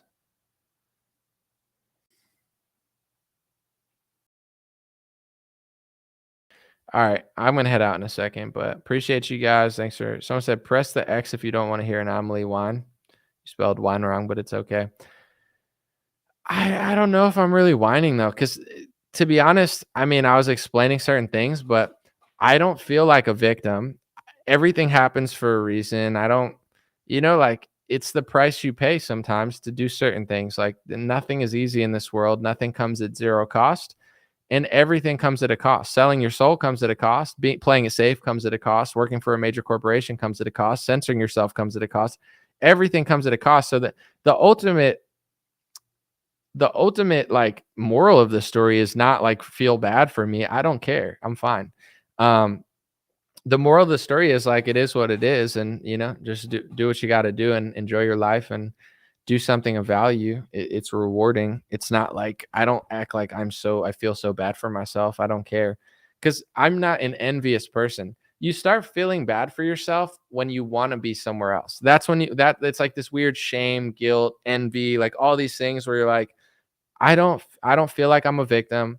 I don't blame anybody. I don't think it's anyone's fault. I notice what's going on. I talk about it, but like everything, nothing was ever perfect. Like there was never a time where like you could just tell the truth and everyone loved it. Like that's never been a thing. Not from the times of Jesus Christ until like so I think people like live in a fantasy world where it's like, oh, remember when this happened? It's like it never happened. Like telling the truth, it might have been harder in the 70s, like in some cases, like imagine trying to tell people like we shouldn't start 50 wars. They'd call you a commie and an anti-American scum. Like, nothing's ever been easy. So I think a lot of people in this era, they're like, it used to be this way. And in some ways, yeah, it was better, but also like there were other issues and like problems to face. So I don't know. I don't like live in hypotheticals where like I want to be them or I could. Like, why would I want to be a liar? Why would I I don't want to be a liar with $1 billion. Some people want that though. They're like, you wouldn't lie for $5 million. Like, no, life is a challenge and I've been broke and been happier. So it's like, it's not that I'm not happy now, but like joy, obviously money helps. It's not like bad I mean, it's not like bad to be like stable, but at the same time the Bible does say it's harder to get into heaven as a rich man than it is like the camel through the eye of a storm or something like that. But in general, someone said I would lie for $5. See, I wouldn't though. I don't find it like rewarding, and at this point I like the challenge of not being too comfortable, because there's been times where I got comfortable and it's like it's not good to get comfortable. So I don't look at a struggle like, oh, I feel bad for myself. I wish I was lying on the news making $5 million. Like, I don't wish that. That probably could be an option if I wanted to go that route. I don't want to go that route, so it's not open to me. I like the struggle. I like the challenge. I'd rather have the press call me names than like me and me be lying. I like, there's people who get good press all the time that are like left-wing activists that are lying. Like, I don't want to be that person. I don't even think anyone reads the news that much. I don't think it even means that much anymore. So it's one of those things where when you're not envious, then you don't feel bad for yourself. You only feel bad for yourself when you think you deserve other things. Like, I don't think I deserve anything else. I'll complain about some stuff sometime, like why does this piece of content work than that? But overall, I don't care. This is still, even with the amount of people here, like at one point, Facebook pushed live streams more and I had more live viewers. On Instagram, if I went live on Instagram, I'd have over 1,000 people total here. But the thing is, like, I still have 577 people here. And when I do live shows in front of like a sold out crowd, it's like 400 people. And that's amazing to be in a room with 400 people. I'm like, oh my gosh. I've also played in front of like 6,000 people, and that's also amazing. But it's as fun both ways, in my opinion. It depends. Now it's like I could sit and be like, oh, I feel bad for myself that people aren't watching as much, but I know why people aren't watching as much. And it's like I'm working on platforms that don't promote live streams as much. Facebook doesn't promote live streams as much as Reels and stuff. And I get views on different things now, and over the course of time it'll get the views, but it's not like it is what it is. But I don't like, oh, it sucks. It's like still a lot of people. You know, if you were in a room with 575 people, that's a lot, you know, to speak to at 12 o'clock, at 11 o'clock at night. So I don't know. I have a good mindset. I think people try to like spiral and say I don't, but I'm pretty content. Pretty content. More money, more problems. I do see that now, though. I'm not like, oh, it's so, but like when your business starts growing, you have to like do all this annoying stuff and pay more taxes. And it's like, it's annoying. Honestly, like when I first made money, it was definitely easier. Now, first of all, I don't think I'm making as much as I did a couple years ago, but also it's just like now, like when you start like building your business, like do this, sign up for this, got to do this, got to do this. It's like, can I just do what I want? Like it is annoying. And then you got to pay like this tax, that tax. It's like so freaking annoying. I get the more money, more problems now. It's not like have so much, it's so bad, but it is like you definitely got to manage your money right when you make a decent amount. Cause like these rappers or these like athletes, I get how they do what they do. Say you made like $3 million in a year and you felt like you had all that money and you bought a car and a house and you did all this stuff and you only had like, you know, let's just say you saved like 400,000 and that's how much you're paying in taxes. It's like, you know, like that now you're in debt, you know, it's like you don't own the money you get. And that's the problem with a lot of athletes. No one told them this, you know, no one told them that you're getting robbed. Like you don't get the money you're getting. Income taxes, in my opinion, is robbery. It's one of those things like feminism where they act like it's so normal, but it's just like it's now normal because everyone's just used to it. And I'm not saying, you get what I'm saying. It's like income tax is not normal. It's all communist. I think Trump's a communist. Biden's a communist. The Republicans are communists. So like I think they're all communists because I read the Communist Manifesto and it says that he wants a graduated income tax. There was no income tax when Karl Marx wrote the Communist Manifesto. He wanted an income tax and he wanted it to be tiered. America is a communist country. They're stealing your money. They're extracting your wealth. They're sending it to foreign countries. They're sending it there. I think all income tax is theft, but no one talks about that. Black versus white, red versus blue, Biden versus Trump, Fani Willis versus Trump, Alvin Bragg versus Trump versus DeSantis versus Nikki Haley. It's like these are all just little stupid proxy wars. So you never realize that we're all getting robbed.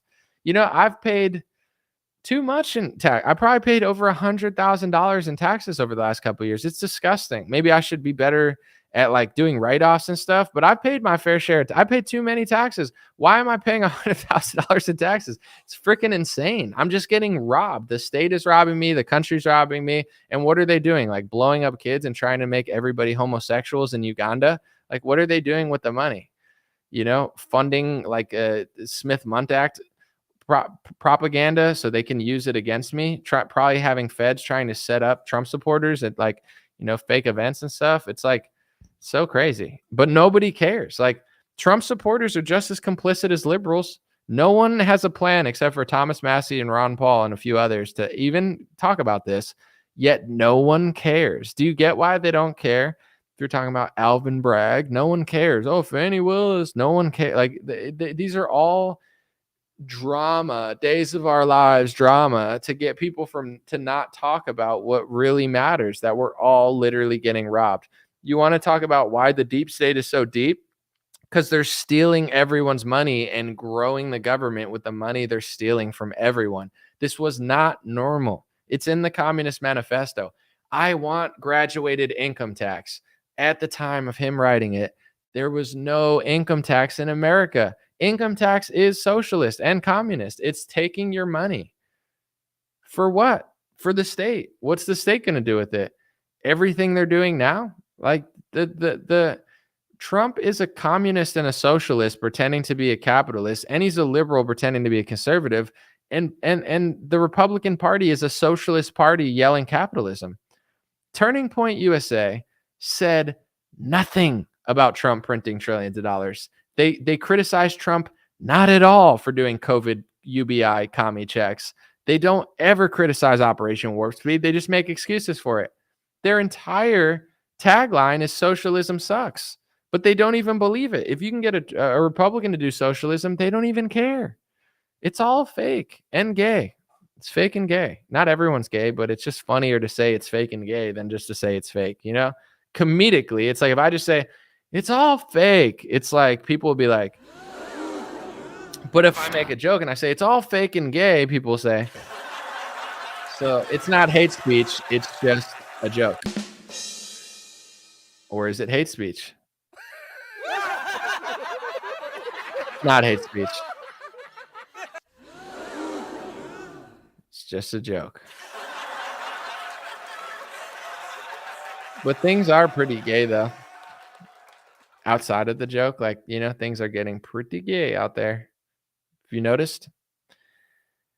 There's a lot of gay stuff going on. Anyway. Someone said I'm not straight. I'm super straight. Listen, we got some of the, if you're respectful, you say the LGBTQ plus Justin Trudeau B C D F G H H H Q Q Q plus minus exclamation point LGBTQ plus Justin Trudeau plus exclamation point.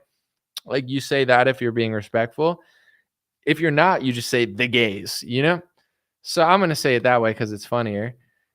The gays, they don't necessarily hate my channel. They don't look at it and say, oh, Anomaly's so hateful. The gays understand. They're like, he's not hating. He's just saying what's going on, And I don't think the gays necessarily need Uganda to be super gay. Why would they need Uganda to be gayer? Like, they don't even go to Uganda.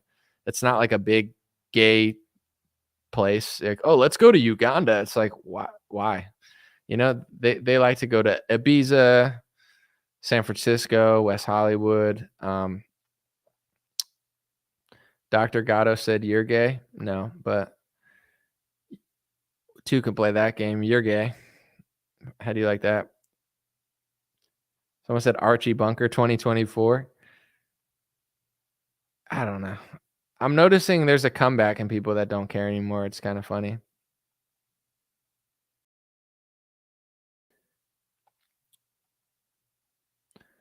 Someone said only 12% gay on Tuesdays. You're only 12% gay on Tuesdays? That's not bad. I mean, it's like less than 1/5 gay, and it's only for one day, 1/7 of the week. Do the math. That means you're like, probably only 1% or 2%. It's not bad. It's like if you're 1 or 2% black, then you're pretty much black, I know a lot of people, they're like 2% black. They just start dropping the N-word, and you're like, dude, I wouldn't do that. And they're like, no, look at my 23andMe test. And I'm like, still wouldn't do that, but respect, my brother. Someone said, I'm not anti-gay, but also not for restructuring society around gayness. Yeah, that I agree. I mean, it's just like the anti thing, like these are just like terminologies. Like, I mean, even like homophobe, like, are you afraid of homosexuals? Maybe, like, or maybe you're not, though. Or like anti, are you anti? Are you pro? Like, what does that really mean? Like, these things don't mean anything. Like, what are you saying? And is it right? It's not, or is it your opinion? And is it hard to say if it's right? But it's like the Bible is technically like anti-gay in many ways. It's not anti-gay. It's just like, it's saying that it thinks that it's a huge sin. So, like, just saying anti, like, or homophobe, like, I don't know. These words are just like cringe to me. It's like, same with like racist. It's like, it's racist to say that. It's like, is it though? Like, maybe, or maybe not. Like, is it right? Is it wrong? Like, just saying racist doesn't mean anything. I don't know. I'm over like all these words. Like, they're just like stop words. You just stop someone from saying something. It's like, is it like homophobic to say that Uganda has the right to not be as gay as San Francisco? Is that homophobic? Does that mean you're afraid of it? Are you afraid? Maybe you are afraid. Maybe you're not. But like, I don't know. Someone said I'm racist against Redditors of all races. Nice. I don't use Reddit anymore, but like, I don't know. I kind of tapped out once they started just like censoring political views. It was like, all right, I'm done here. But did I see the Tucker video with Brett Weinstein about the border? No, but I'm sure I get the gist. I don't know. There's nothing Brett Weinstein could really teach me about the border, but I think he's a nice guy. I think he means well. I like Brett Weinstein. I don't feel like listening to him. But, he'll be like, I used to. It's like, cool, dude. We get it. But, there's a market for that. Someone said, I'm afraid of Ugandans. I'm afraid of the world. You're a worldophobe. You're a globophobe. Oh, globophobe. That's a good one. Dude, that's a good one. You're a globophobe.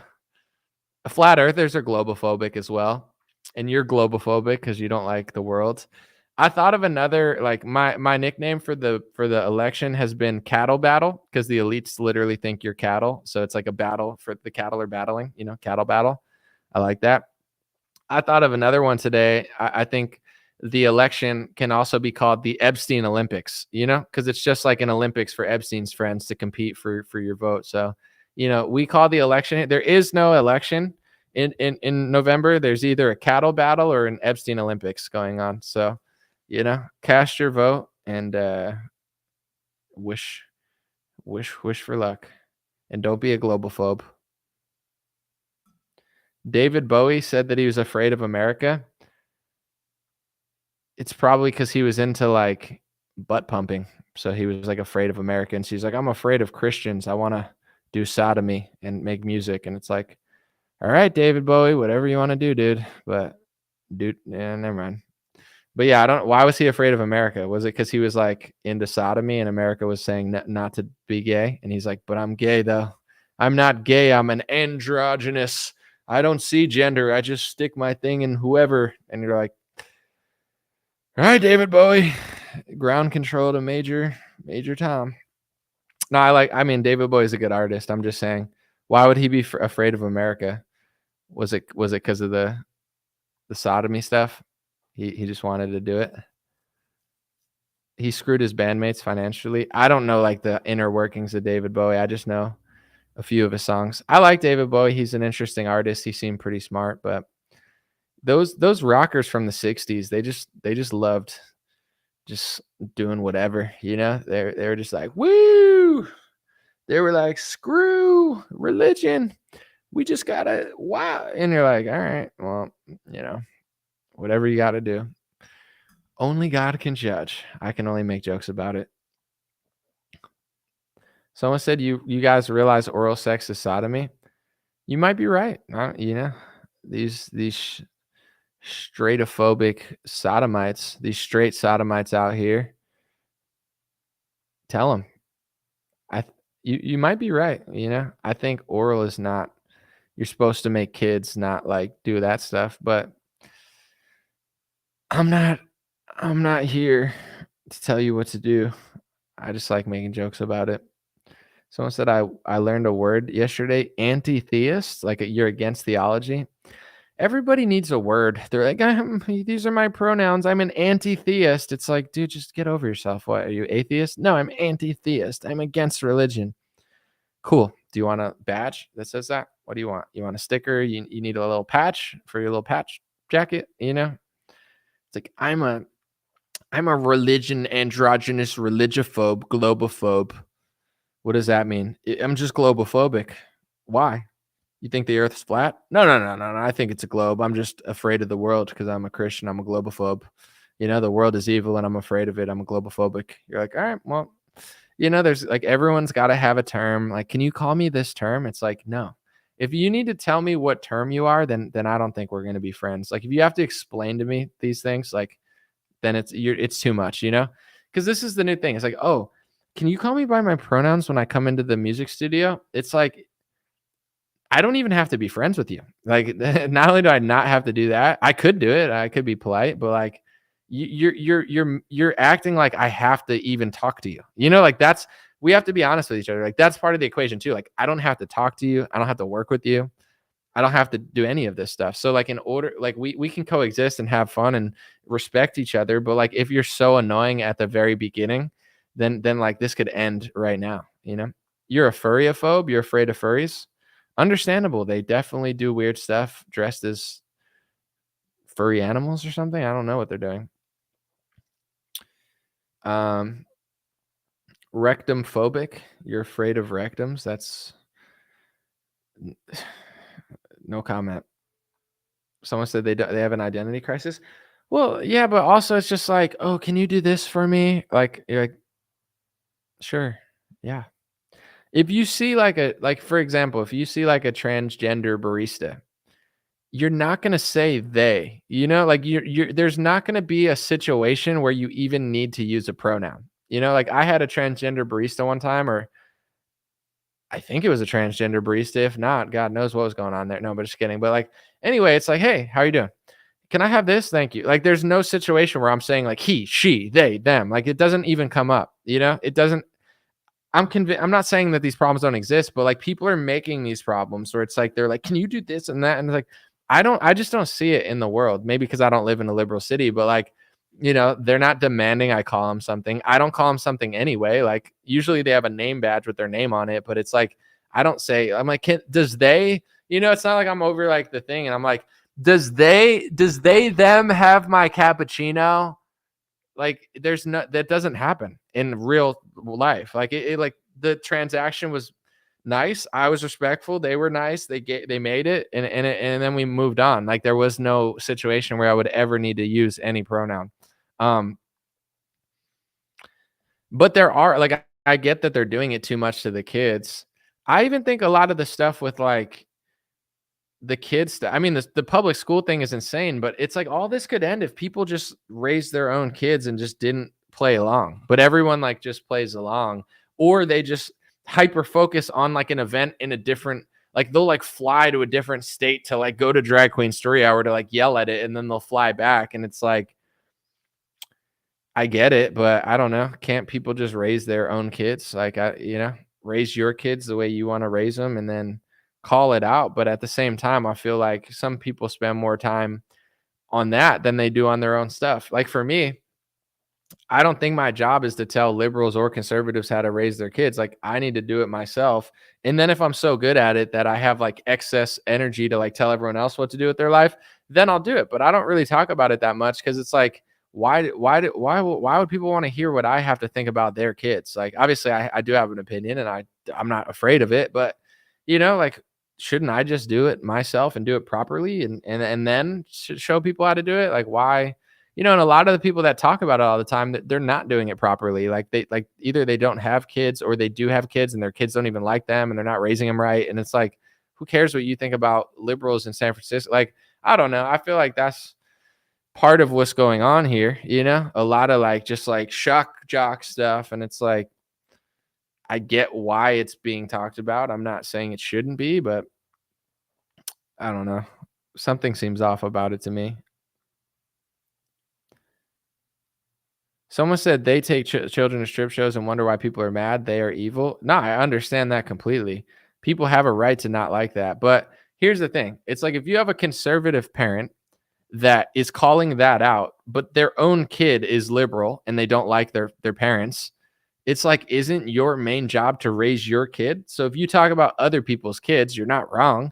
But didn't you, I'm not going to say you failed, but like, isn't like, why aren't your kids listening to you? Why aren't your kids getting what you're saying? Like, if you're not getting your message to your own kids and they're rejecting you and rejecting God and rejecting the politics and values you have, doesn't that say more than what you think about someone else's kids?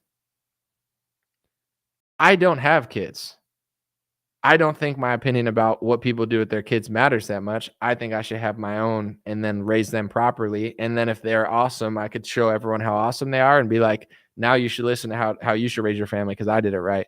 If you're raising your own kids right or at all, why are you spending so much time talking about other people's kids? I know that's not like a popular opinion, but that's why I don't talk about it that much. It's just like, I want to lead by example, and then I'll let you know. I don't think I should spend so much energy on it at this point.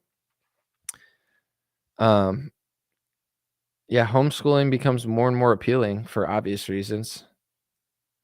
Someone said, you're very tolerant. I've already blocked like 5 people. As long as people aren't being too weird, a little weird is okay. I mean, not like in the comments, like if you're like, screw you, anomaly, it's like, it's kind of fun. Like, not like I don't like people hating me, but it's like, what are you mad at? And they're like, like, I want to hear it. I want to hear like a point. Someone's like, you're glowing. It's like, why? What? People don't like people that think critically. Like, and I'm not knocking everybody, but in conservative politics, people just want you to say really like generic things. Like, you watched, it's been 3 hours. God bless you if you've been here the whole time. But if you like, we've talked about like 50 different things. I've made a bunch of jokes. Like most people talk about the same thing with nothing about like like it's all like talking points and slogans. And you get what I'm saying? It's like that's like it's, I don't know. All right, giant bulldog. I'll give you someone said I'm a trans prego. That's slightly less offensive than saying I'm worse than Tim Pool. But giant bulldog, why do you think I'm glowing? Like what that I say makes you feel that way? I'm just curious because what part is like, oh, that's definitely that. I'm just like, oh, you're joking? Okay. If I really cared or like really offended me or it was like really true, I would just ignore it like everyone else says with their comments. But I don't, it's like I'm just curious like why people say that. I'm not sure because I like obviously there's like a lot of feds that do a lot of different stuff, but I think like most feds would try to trap you. They try to get you riled up and like at a place where they could arrest you. Where it's like they want you to go a little further because then if you go a little further, they can get you. But if you do everything legally, like they can't get you. So like a Fed would be like, get pissed off and join the trucker protest and put an end to the border. And it's like that's like Fed behavior where they're like, let's take it into our own hands. And it's like, take what into our own hands? What are you gonna do?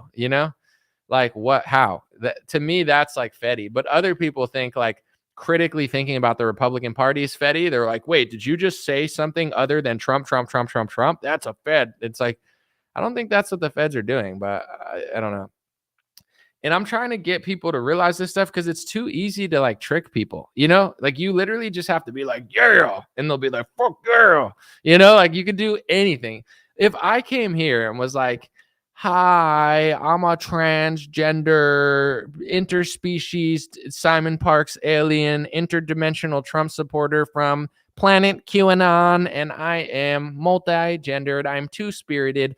Whichever gender I want to be, there's a million of them, but I support Trump, MAGA, LGBTQ plus, Justin Trudeau, YZ, LGBTQ, support for Trump. People would be like, fuck yeah.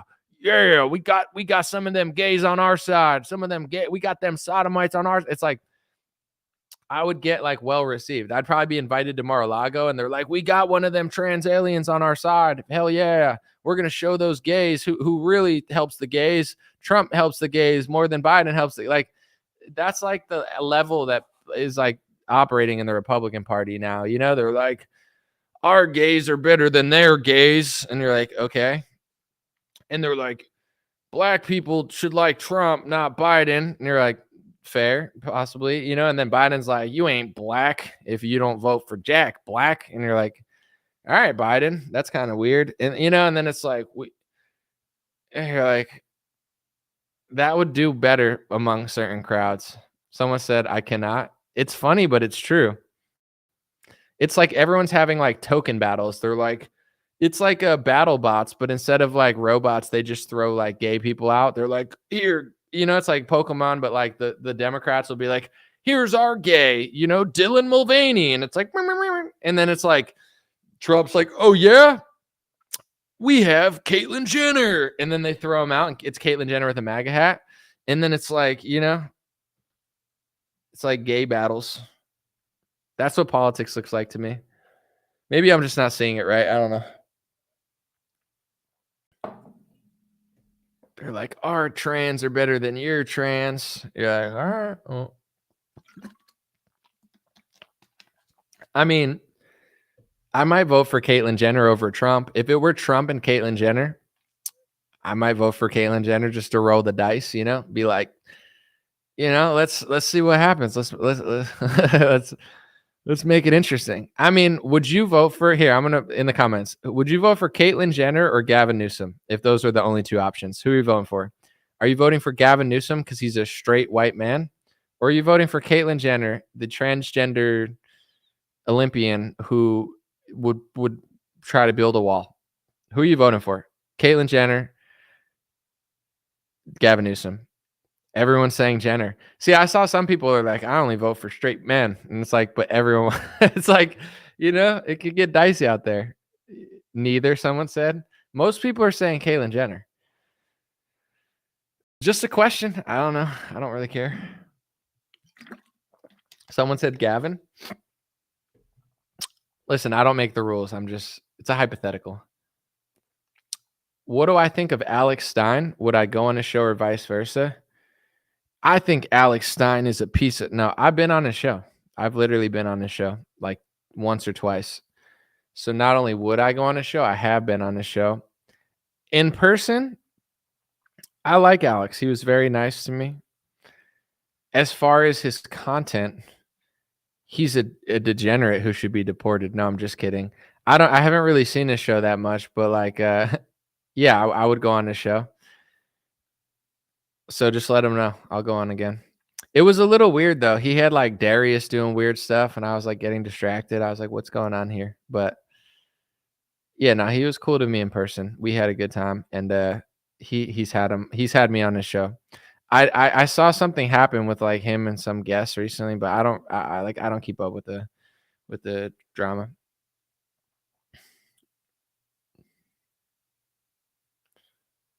Will I rap on one of your beats? Possibly, but probably not. And I'm not being mean. Not just like, if I had to guess, will I rap on one of your beats? I would say the chances are no, but it's definitely not impossible. Maybe if it's fire and the timing's right. If Justin Trudeau doesn't do what they want him to do, will they torture him? Will who torture him? The gays? Yeah, if Justin Trudeau doesn't do what they want, the gays will tie him up and you know. No, I'm just kidding. I have no idea. I don't know how Canada works. I just assume, you know, they dip them in a hot vat of like what are those things called? The weird like fries with the cheese on it. What are those called? Like, hold on, fries, Canada. Oh, poutine. Yeah,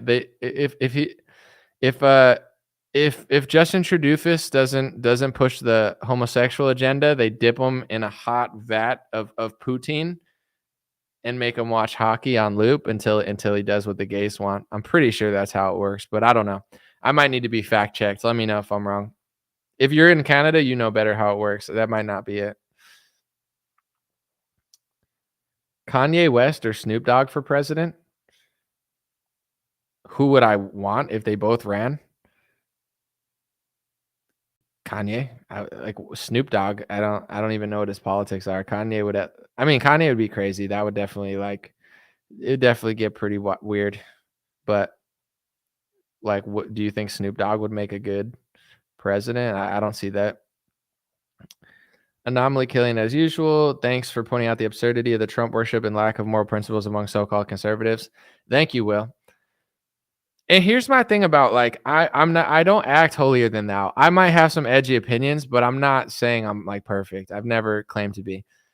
With that being said, I think what makes Republicans so annoying is they're so preachy, but they don't even like believe what they say. So at least like either be really preachy and like really straight laced, or have humility when you talk about this stuff and then be a normal person. I think the problem with Republicans is they act so preachy and so and like so judgy and so over the top, but they don't live that life themselves. So like at least be funny with it. Like, you know, you either got to be like real straight laced and like really mean what you say. But if you're like so annoying and over the top about all your values, and then your guy does it and you don't say anything about it, or you do it, and like it's that's why a lot of the youth doesn't like Republicans. I feel like the youth rejecting the elder generation is like a metaphor for they don't respect their parents. You know, they don't respect their parents. Back in the day, kids respected their parents because they had to. Kids respected their parents because their parents were respectable. If you're not respectable, your kids don't respect you. If they see the hypocrisy in you, they don't respect you. You might be right about being Christian, but if you're a hypocrite and you're annoying and you're preachy and you don't live that life and you don't have the Holy Spirit and you're just annoying, your kids are going to reject Christ because they see you as the vortex or the vessel to Christ, and they don't respect you. So it's like all these kids being liberal. I get why they're liberal. I'm not doing it, but they don't respect the older generation. They see the hypocrisy, they see the lies, and they're rejecting the lies more than they're accepting what they're accepting. And a lot of them are depressed as well and on pharmaceutical pills. That doesn't help. But it's like when people are like, could Biden get that many votes? Yes. And it's not because they like Biden. They just hate you. They hate their parents. They hate Trump. They hate conservatives. They hate Christians. And I'm not saying they're right. It's just like when you put Charlie Kirk on a stage and Trump, it's like people are going to not like that. These are not the most likable people. Trump used to be, but like now, it's not like he's almost playing into what they said he was. Like, I never thought Trump was those things because honestly, I'm not a feminist. I don't care what he says to women if he makes sense, and I'm not diving into his personal life. But at the same time, it's like if Trump can't even shut up about Kayleigh McEnany, who was a good employee of his, he doesn't have to agree with her. But like Trump, Trump is kind of a piece of garbage. Like, he is what the left kind of says he is, and that's why they don't like him or you, because you spend all your time defending him. Like, I defended Trump on all this stuff. I don't care about his personal life. I'm not diving into his sex past or his failed marriages. Like, I'm not voting on that. But at the same time, like, he doesn't treat women with respect based on being respectable. I'm not saying all women deserve it. He only treats women with respect if women suck up to him. You know what I'm saying? Like, Trump is not like a righteous, moral guy. It's not like, oh, these women are good, they deserve my respect. It's like, do these women kiss the shoes that I walk on? Then I'll give them respect. If they slightly challenge me like Kayleigh did and she's a respectable woman, I'm going to treat her like shit. Like, Trump kind of sucks, and people don't like that. The kids don't like it. Women don't like it. Women like men that have like humility and like grace, and Trump doesn't have either of those things. And he is like a shell of who he used to be. I don't mind if he calls Rosie O'Donnell ugly. It's kind of funny, but it's also messed up. I never cared about that, but it's like, you can't even be nice to your former employee who's telling the truth. Like, Kayleigh is right about the general election. She didn't say screw Trump. She didn't say vote Biden. She said Trump did beat Nikki Haley in this primary, but for the general election, we have a bigger puzzle to fill. That she's 1,000% right. She's totally right. And she's his only good employee. If you list all Trump's employees, none of them did anything. She's good at her job. Her job wasn't the most necessary, but it was on television a lot, and she was good at defending Trump. That's how Trump thanks her. He thanks her by talking shit about her and saying she's not a star. Like, Trump's a piece of shit. The kids know that. The women know that. His worshipers don't care. And he's probably going to lose the general because he's a piece of shit. It's like, it's not that the left was right about everything that he said all the time. I don't care that he says Rosie O'Donnell sucks. Rosie O'Donnell does suck. But like, Trump is kind of now like a parody of who the left said he was. He's turning into who they said he was. If he wasn't always that, it's like, and if you're going to be like a Christian and you're like, I'm Christian, it's like you're picking a guy with multiple divorces who treats women like garbage. I'm not acting like I'm so, oh my gosh, I'm not saying Trump's a womanizer, or like, I'm not a feminist. I'm not like, women like strong men. I defended Trump 1,000 times. I'm not like crying about how he treated women and stuff. I'm just saying, like, this is who Christians chose. He's like, he's a vaccine selling scammer who like yells at hot women who worked well for him. Like, can't you just talk shit about Democrat women and say something nice about your former employee who's not wrong? Oh no, you got to talk shit about her too.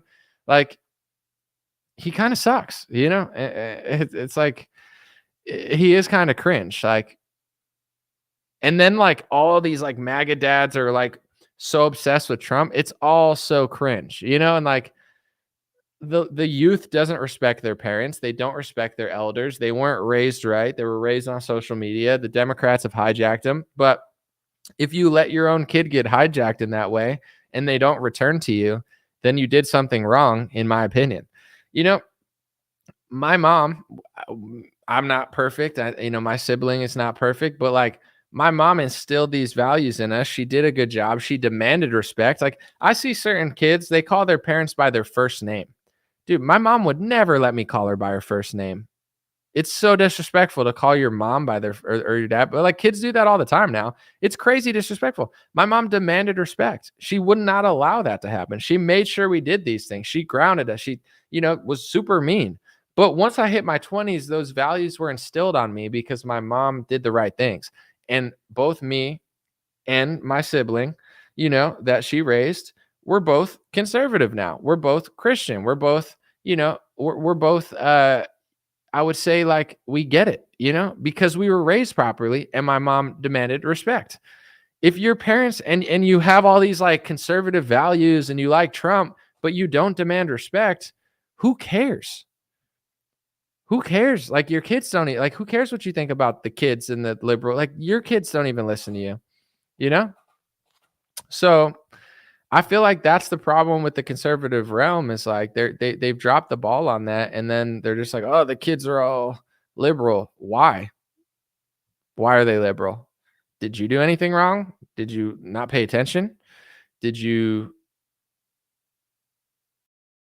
you know, did you send them to propaganda schools? Did you like not try to at least like tell them things? Like I don't know. Someone said I only called my mom by her first name when she doesn't respond to mom.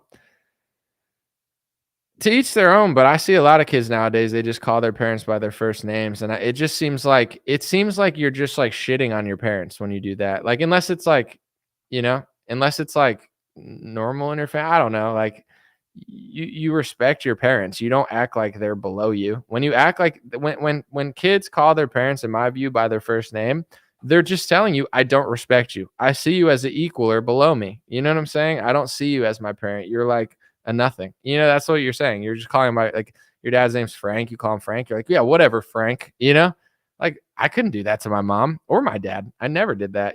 That's like super disrespectful. But the kids who do that now, like, yeah, whatever, Frank.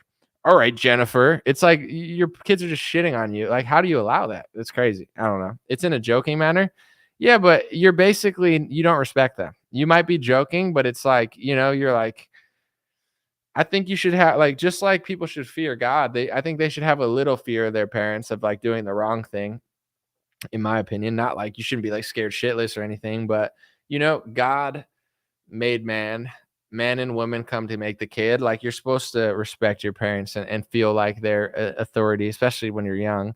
You could be yourself, but I don't know. Different strokes for different folks. Someone said comedian Tom Segura complains his kids do this. But here's the thing. Tom Segura allows his kids to do that. Like, he complains about it. Oh, my kids. I've never seen his stuff and I don't know him. But it's like, oh, my kids are calling me by Tom. Why do you allow that? Why are you allowing them to disrespect you? Like they're not going to respect you. How do you like, oh, they're doing it. And what are you doing about it? Nothing. You're just letting them do it. Then it's, like you're not really, they're not afraid of you. They have no fear of doing the wrong thing, in my view. But I don't think they should be like deathly afraid of their father. But I think it's like, hey, that's wrong. Not like, oh, my father's a pushover. Ha ha ha. Like, I don't know. Both my parents, I was a little bit afraid of. My mom, I was super afraid of. Even my dad. My dad is nice, but he was not a pushover. And I'm glad they weren't. It's like if they were pushovers, I would have been a piece of shit. Like the reason I had fear of both of them. Like I had fear my dad would get mad. I had fear my mom would get mad. They were separated, but I saw both of them. I think it's good to be afraid of your parents a little bit and not to get like beaten or anything. But like, I knew there were consequences like to disrespecting my parents. It's a good thing.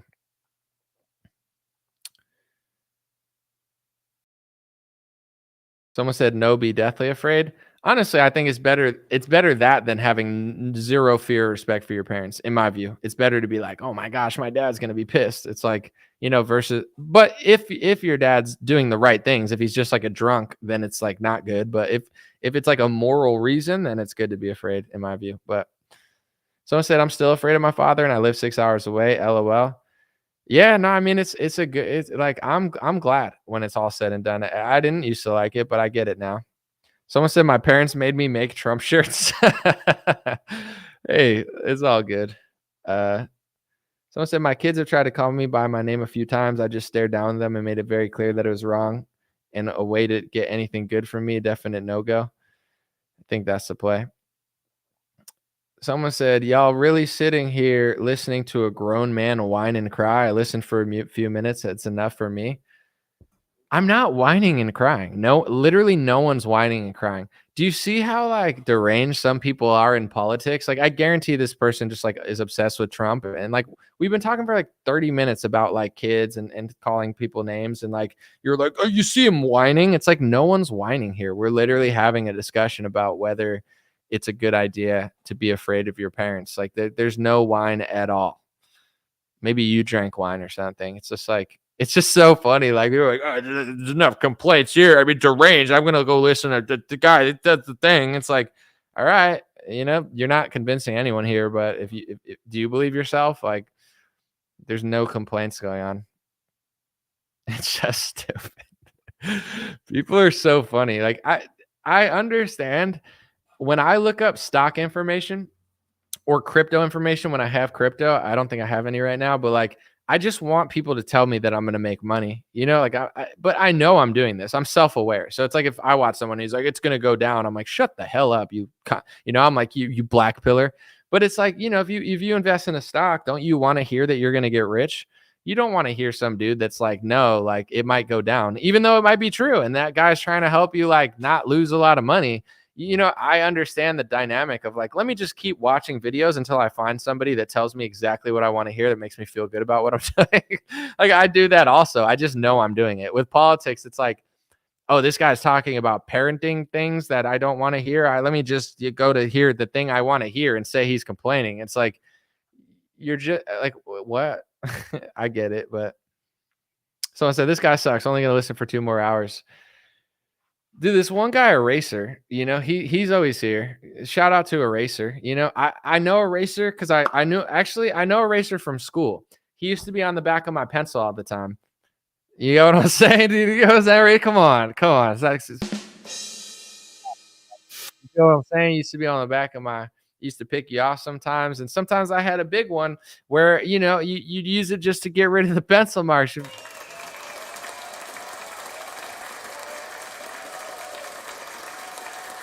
then it'll be like 3 hours later, and it's like, dude, just stop. You like the show. I know you like the show. You know that I know that you like the show. Like we all know. Let's just stop pretending. Let's just be friends. There's no reason to like pretend like you're so mad. You wouldn't stay this long if you were mad. When I visit my family, do they call me Anomaly? No, of course not. Why would they do that? But I mean, it's just like if you look hard enough, you can find my name. But I don't know.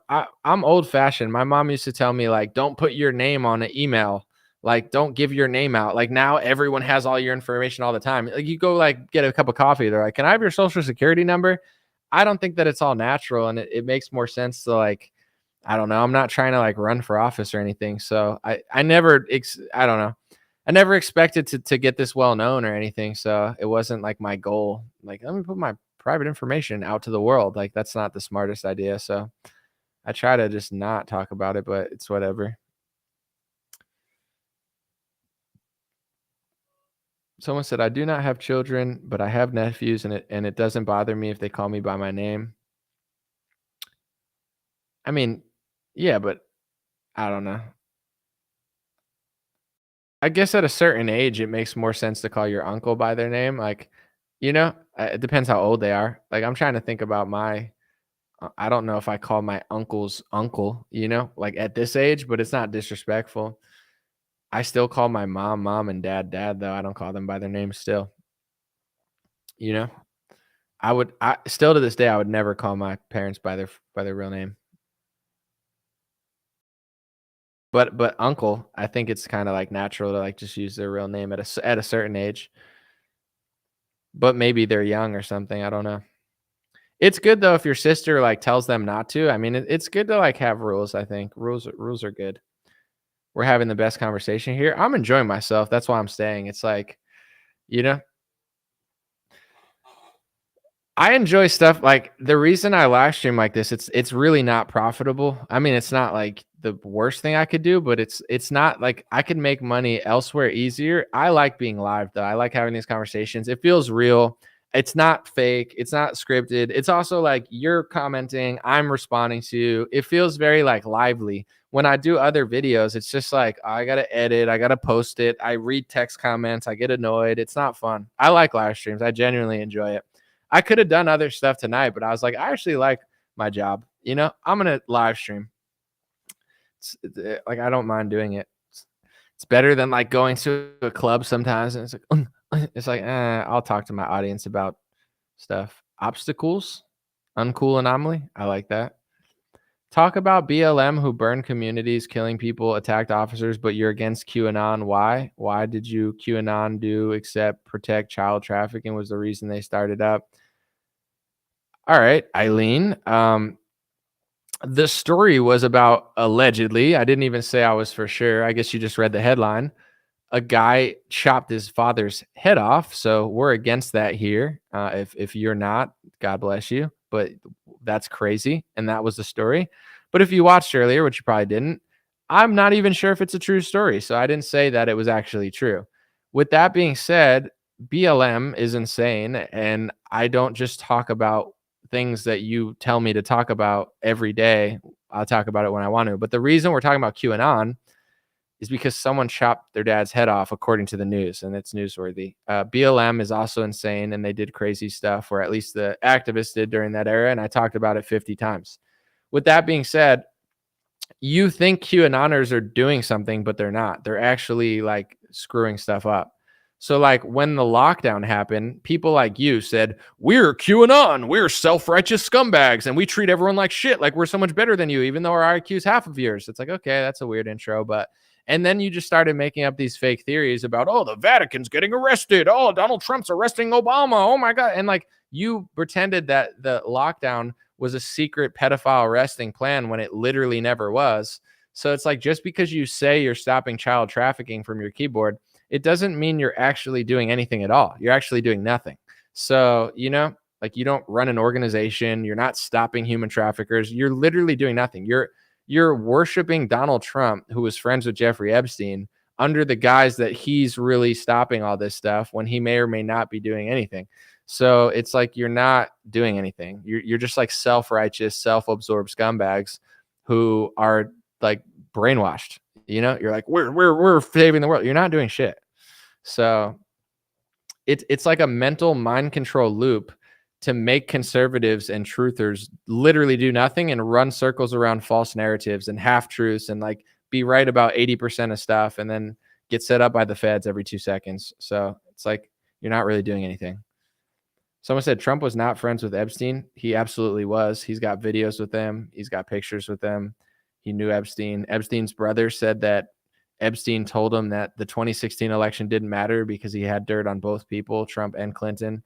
But yeah, if you want to pretend like he knew nothing, why did Trump pardon foreign spies? Why did Trump pass speech laws for a foreign country? Why did Trump sell vaccines and take meetings with Bill Gates? Was that to beat up the deep state in your head? If you want to tell yourself that, there's a lot of mentally ill people out there that'll feed you lies, and Scooby-Doo mystery plots like, oh, we almost got it.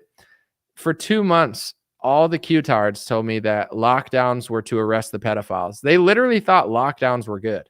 It took them a month and a half to figure out lockdowns were not good because in their head, everything relates to the human trafficking. So if Trump locks the country down for the pharmaceutical industry and the deep state, they go, oh, this must be good. This is the moment Q told us about. It's a lockdown. It's a power outage. Oh, we're going to arrest the Vatican.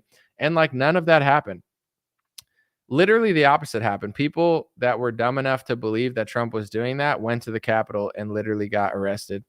So someone said he was probably a Fed. Are you talking about the Q guy? I'm 50-50 on it. Part of me thinks that people are that crazy. The other part of me thinks that it's like a Fed story. Like I'm it's hard to tell because they act like Feds. If you were a Fed and you went into like QAnon chats, it would be like too easy. These people think like JFK is running the government from a time machine and Donald Trump is running the country because it's a military code and, it's a corporation. It's like, do you know how easy it is for Feds to infiltrate QAnon? They're like, oh, hey, Patriots here to report for duty. And they're like, aye, aye, Captain. And you're like, all right, dude. Someone said Q is based. Not really, but I don't know.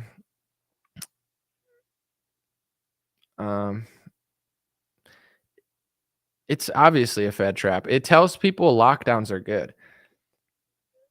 For 100 years, Bill Cooper, Robert Anton Wilson. I mean, anybody that was into conspiracy theories, they were telling people that martial law and lockdowns were bad and they were coming, but they're bad. Why are they bad? Why wouldn't they be bad? It's big government control of society. And the reason that they knew that these things were coming is because people like Bill Cooper wrote the book, Behold a Pale Horse. He was reading the executive orders. And when you pass certain laws, you're going to use the laws you pass. So Bill Cooper was sounding the alarm about lockdowns and martial law 40 years ago because he's like, they're going to do this and it's not going to be good. And then QAnon came with the reversal and said, hey, patriots, do you want to trick yourself? And you're like, aye, Captain. And then he told you that lockdowns were good and martial law was good. And I had debates with Praying Medic and Jordan Sather in 2018, 2019, and they were telling people that it was good. It was good. It was coming. So when lockdowns and martial law happened, instead of believing it was bad, like everyone with a brain did, QAnon psyop people into thinking it was a secret good plan. Literally, it's like you are the deep state. When the deep state locks down the country, you think it's a good thing. Like it's like the ultimate scam. It's like the ultimate reversal. Give people 80% of the truth, just scream human trafficking, and then tell them that everything happens is a plot, so they never do anything and they never figure out that it's not. It's like the most obvious psyop at this point. And it's funny because I can remember exactly like who tried to convince me that it was real. Like, and I'm not going to say because I don't really care, but like in 2018, 2019, 2017, people were like, Anomaly, check out this QAnon thing.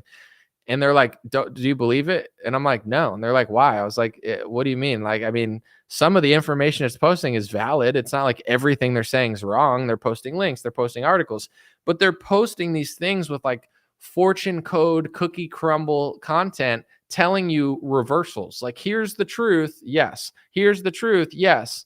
Now I will tell you what to do, and lockdowns are coming and blackouts are good. And it's like, it was the most obvious psyop to me. It's like 80% of it's true. 90% of the research is true, but it's the misdirection. It's like, it would be like if I was like, do you like the sun? And you're like, yeah. Do you like swimming in the ocean? Yeah.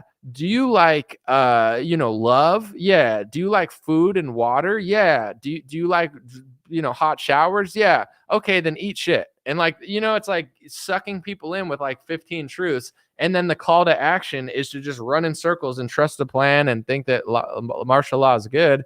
It's such an obvious psyop, but people are like, oh, why don't you believe it? It's like, because I'm not stupid. Like, because I'm not a naive fool. Like, why would you believe like a Scooby-Doo mystery trail? Like, a lot of the information's true. Like, there really is human trafficking. It's not saying it's non-existent, but like, just because human trafficking's real doesn't mean that blackouts mean that there's a secret code and martial law is good now. Like, that's retarded. Like, people are stupid. That's why like the whole Trump people don't even realize that like millions of Trump supporters believe this. Do you know how many comments I get? Like, when people leave pro-Trump comments, not all the time, but it's like they're believing things that aren't real. Like, it's like a Marvel movie. They're like, he never took donor money. It's like, he definitely took donor money. That's like a fact. And it's like, in my head, he didn't. It's like, okay. And they're like, he's going to do this. The only reason so many people support him is because they think he's doing all these things. Like, if they objectively looked at reality, they'd realize he's just another politician and another phony. But they don't do that because they believe in this like QAnon-esque theory, and all these Trump worshiping accounts that say QAnon sucks, they're just repackaged Q. They're not saying martial law is bad, but they're just telling you like, just trust the plan of Trump. It's like it is what it is, but it's like it's just like not that easy to trick me with like low level stuff like that, but people still believe in it. Someone said, who wore the psyops better, QAnon and BlueAnon? They're both insane. I mean, it's not like Q's wrong about everything. It was like posting articles and videos and pictures, and a lot of it was true, but then it would scramble it with like a lie. They'd be like, so, and then it would be open-ended, like where it's just like this never-ending journey where you're like, and then a lot of the people that follow it had such huge egos where they're like, I can tell. I remember, if you could find my interview with Praying Medic, I asked him this question, because this is like, he told me, right? In a debate we had, he said, Q sometimes posts lies. And I go, okay. He goes, not everything he posts is true. Sometimes it's a misdirection. Sometimes QAnon, he said, post things to throw the deep state off, but he wants us to know that he's lying to them to throw them off the trail. He has to mix in misdirections in his things because he knows that Adam Schiff and the deep state's looking. So he can't just all do truth. He wants to throw them off the trail. So here's my question, because I'm not an idiot, right? I'm a smart guy. I said, how do you know what's real and what's not real? Do you think you're smarter than all of the deep state? Like, you know what's misdirection, but they don't know what's misdirection? If you know it's misdirection, how come they don't know it's misdirection? You don't think that with their thousands of employees that they can't figure out what's real? Like, only you can, and only like 50 IQ Trump worshipers can figure this stuff out, but like, deep state agents can't. Like, it doesn't make any sense. Like, only you're so, it's such like an egotistical, self-righteous movement where it's like, I'm so smart. I've read all the message boards. I know what's the truth. I know what's a lie. That's misdirection. That's not. But Adam Schiff can't figure it out, right? You're just so much smarter than him that you know what's misdirection, but he can't figure it out. Like, it's so dumb. It's the dumbest thing ever. And it's like, if he doesn't know what's misdirection, and you don't know what's misdirection, how do you know what part of it's true or not? Because if you're saying that he's purposely posting some lies to mix with truths to throw them off, how do you know that you're not being thrown off? Like, what part is real? What part's not real? If some of it's fake. And if you know what's real, how do they not know it's real? Someone said it's a boomer mindset. It's super boomer. It's super dumb. Like, there's got to be smarter boomers than that. It's just like, that's the type of stuff where like you have to either be really dumb or really emotional not to understand that aspect of it. And then I said in 2018, when he was talking about martial law, praying medic, I literally had the clip. I said, I don't disagree with everything you're saying, but basically you're saying that when martial law comes to this country, you're going to be happy about it. And I'm going to think it's bad. And he goes, yeah, that's right. Martial law is good because Trump's in control and martial law is going to be used to arrest the pedophiles. And then when martial law lockdowns came or lockdowns came, they thought it was good because they were conditioned to think it was good for 2 months. So the opposition was neutralized. Millions of people thought it was okay because they trusted Trump. How do people not see what it's doing? It's so obvious. Someone said you're boring. This is not boring. It's just challenging your false perception. And I'm right. So you're saying it's boring. See, I'm 50 steps ahead of you. If this was super boring, what I'm saying, then I'd be like, yeah, that's a boring concept. None of this last 5 minutes was boring. And you don't even think it's boring. You just can't defeat what I'm saying because intellectually I'm correct. So now you're going to say that you don't want to hear it because you know that you're wrong. And like, it's scary to be like wrong about something so big. Someone said, oh my gosh, my aunt said martial law is good. Forgive her. She's in her 70s. Well, that's the thing. It's these predatory men that are like literally brainwashing 50, 60, and 70-year-old women. A lot of like most of QAnon is older women. They're like preying the same way like Stephen Colbert preys on people's grandmas. It's like that's what, and CNN preys on old people. That's what they're doing. They're like they're tricking like the most like elderly moms that like into thinking that it's like something different. It's really sick.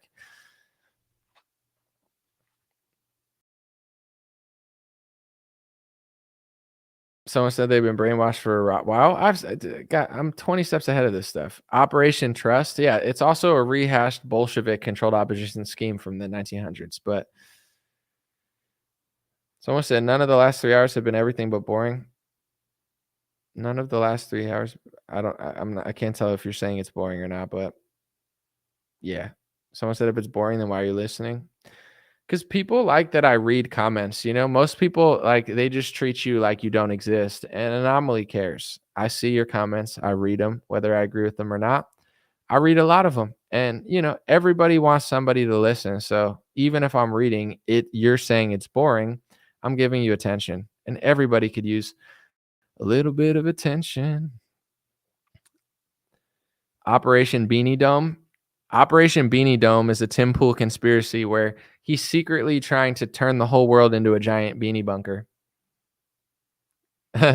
Brian said Anomaly cares about my shit posts. Yeah, for sure. All right, I'm gonna take off. It's been too long. Super stream. We're off, folks. I'm gonna take off probably Saturday and Sunday, unless some important event happens that I feel the need to talk about. I'm gonna try to take care of myself. Isn't it crazy? Like this long of a live stream, it's a large portion of the day. It's pretty fascinating. But anyway, appreciate you guys. Laura said you don't read my comments, but I still respect the heck out of you. It's not personal. Sorry.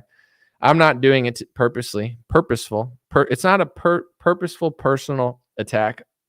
I just probably didn't see it, or I don't know. Appreciate you guys. DreamRareBiz.com. I'm starting to work with more people, and it's interesting because, business can be booming, but also, you never know with the trends that things are going, and it's one of the best times ever to get out there. But I don't want to give away too much because now I'm kind of doing it for businesses, but Facebook and Instagram, it's interesting. Just like, I don't know if you guys saw, their stock crashed today. Or I'm sorry. Facebook stock like shot up today. And apparently the reason it shot up is they laid off employees. So it's like, if you can figure out how to not pay people, you make more money. So it's like they're laying off employees and they're funneling their traffic to Reels, which are good to get out there on Instagram, but they don't pay for it. So it's a fascinating time for a business. It's a great time to get your product out there and sell stuff, I think. But it's like for content creators, it's not a bad time because there's other ways to make money, but the money's more in like sponsorships or Spotify deals. It's like, it's not in the ad revenue, at least on Facebook and Instagram, like it was at one point. YouTube is still fine. And Rumble, the money in Rumble is to get paid by Rumble. Like Rumble ads are not really anywhere near YouTube ads at this point. So it's a good time to get your business up, get your stuff out there, definitely get seen. DreamRareBiz.com. I'm doing social media consulting and sponsorship opportunities. DreamRare.com. The 21 Savage Aiden Ross drama, I have no really opinion on it. My friend tried to tell me about it. I'm still slightly confused, but yeah, check out DreamRareBiz.com or DreamRare for a beanie, a hat, a sweatshirt. You already know we're out. It's been a super stream. This might be my longest stream ever. And I do want to let you guys know, besides coffee, I'm not under the influence of any performance enhancing drugs. I know, I get accused of that sometimes. And, there have been times I don't do like hard drugs or anything, but it's like, I'll do like a kratom. I'm not like an addict. I don't do it like a million times, but I have done it before. And sometimes like when I do that, which is very rarely, I'm like, I stay longer. It's only caffeine today. And I stayed 3 hours and 50 minutes. That's insane. So appreciate you guys. Am I coming to Australia? Hopefully, eventually I will. I'll let you know. God bless you guys and have a beautiful weekend. I probably won't be back till Monday, and it's probably better for the both of us. See you guys.